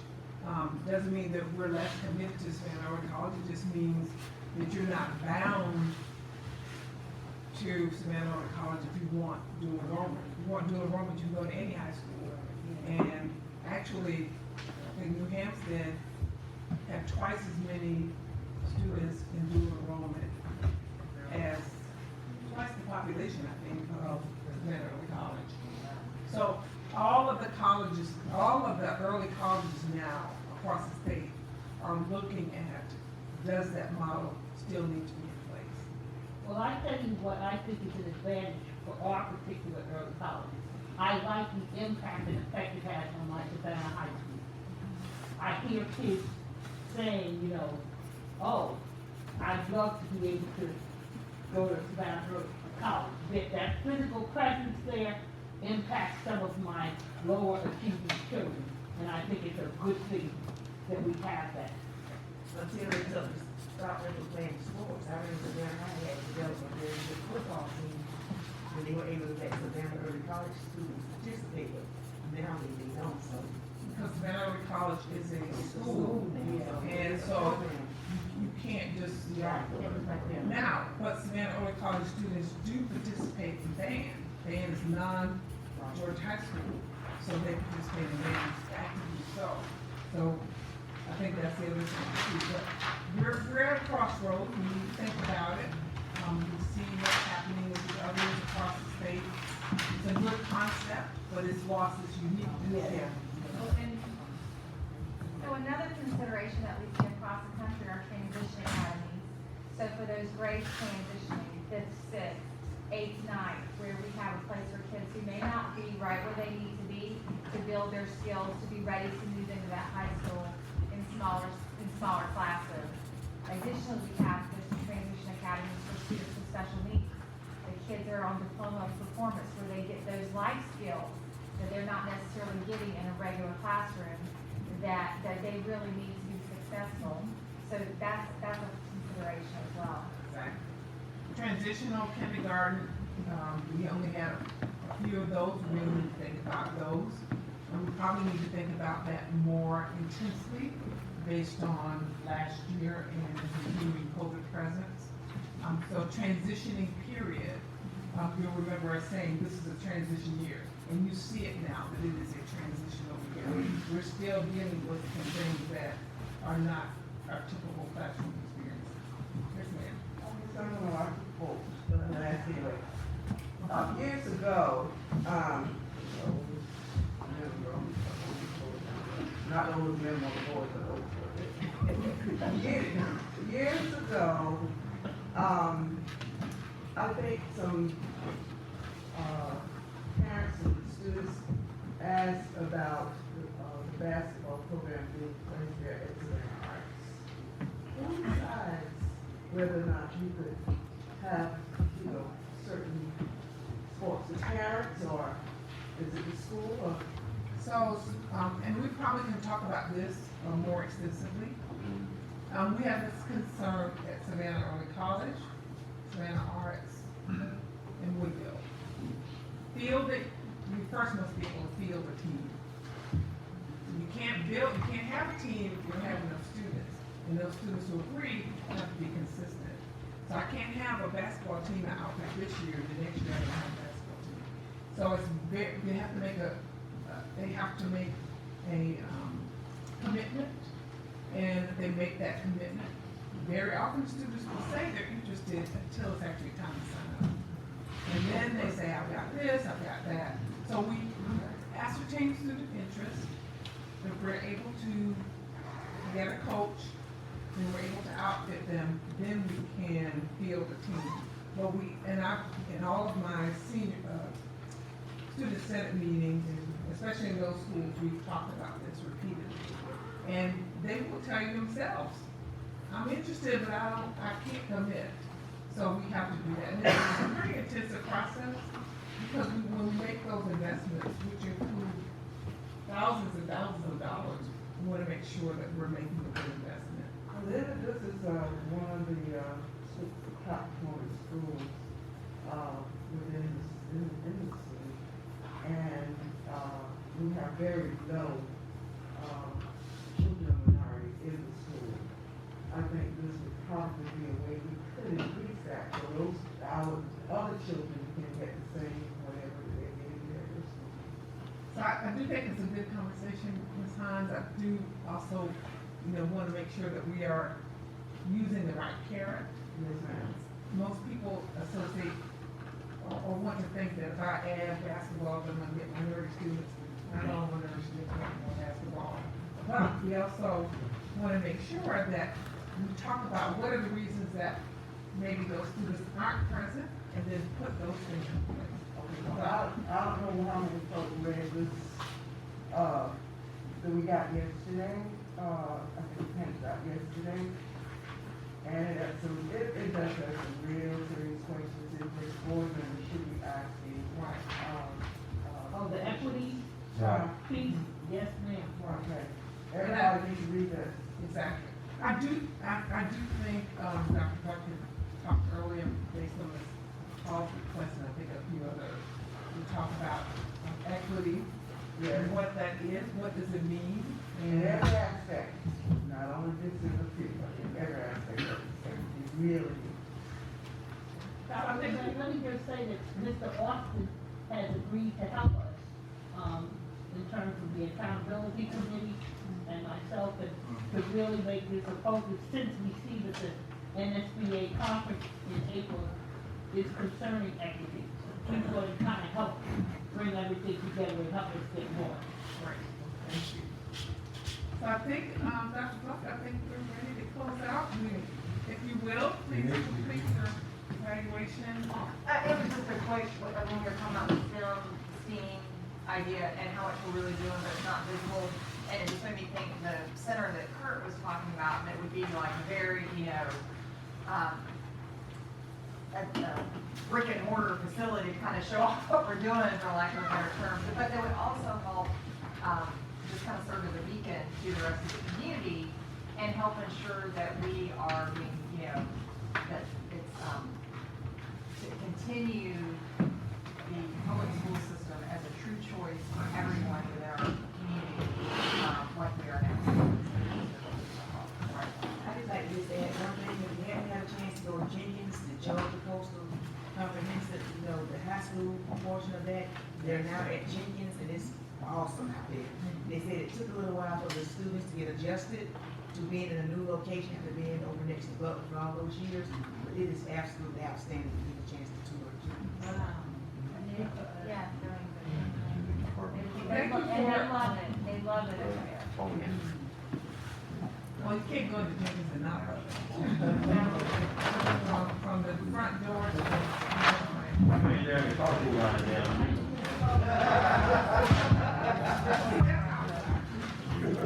Thank you for helping us with the visioning piece. I think something we've heard before. Central Kitchen we've been talking about for a while. Even working with Georgia Power, some of the sites that we might be reviewed. There's lots of things that we discuss over time, but it's great to have your input on visioning, on how we, what are the things that we're seeing here? You know, E4 definitely includes a different look for many parts of the community. But as we continue moving forward, then we want to think about what are some ways that we can repurpose some of the buildings that we currently have. And we just need to be open about it and not be locked into our conceptions of what is good. We certainly look at some wonderful models and places where people have not had money to build new buildings, but they've refurbished the buildings, and they are serving a good purpose in the community. So thank you for your participation in that experience. And if you'll make sure that you complete the now and make sure you make it to the ground. Thank you everyone again, staff in particular. Thank you all for the great job y'all have done. Cabinet members, it's good to have you be a part too, with us. Board members, same, I think we had a great day and a half. I would urge you as you continue, if you think of other big topics that we need to talk about, since this particular retreat was September, will probably be at least January or February on the next one, but just start making your own list if you want to of things we need to talk about. To finish off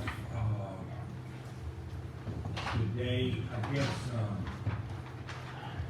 I keep looking at that title up there that says design and build facilities for the future, and I think we did a great job of envisioning some things we might like. I'm not sure that's the best thing about what the students need. And I mean, that's just an observation. I can look at that thing. But it was good to be with all of you. It's always good to have a chance to sit down and collectively reflect. Before I say dismissed, are there any final thoughts that you would like to make? Just thank you. I think this was a really, edifying, enjoyable retreat. All of them are not that way, but this really was. And so thank you for everybody who contributed to make that happen in their work or in their words. And since we're looking at January or February, I'm wondering, Dr. Buckles, we can't send out a Doodle or GoToMeet or some other tool that can allow folks to identify times that work or don't work for them. Okay. Right, that's a good idea. And we'll try to get something soon because, as we all know, it will be January 5th tomorrow. And so we need to, yes, we need to. Just this is just a logistics question following up on that. Do we know if they're doing Savannah Chatting Day again? I believe they are. Okay. They've already, But end of January, that would be another concern. they've already set the date. But more to the point on reflections, when Dr. Raymond and I were going to the cross-country meet last evening, and several people came out to tell the school board, and it was so I was so happy to share with folks. I'm like, you know what, we had our first day of a 2-day retreat today, and it was really good, and it was really positive, productive, and it was so nice to not be so hyper-focused on. No, that's true. So it's just, it's inspirational and fun to be thinking about where we're going in a big picture way, and so just really appreciate, everyone around the table. Certainly having the cabin here has been fantastic. I think we all forget that that's what we used to look at retreats.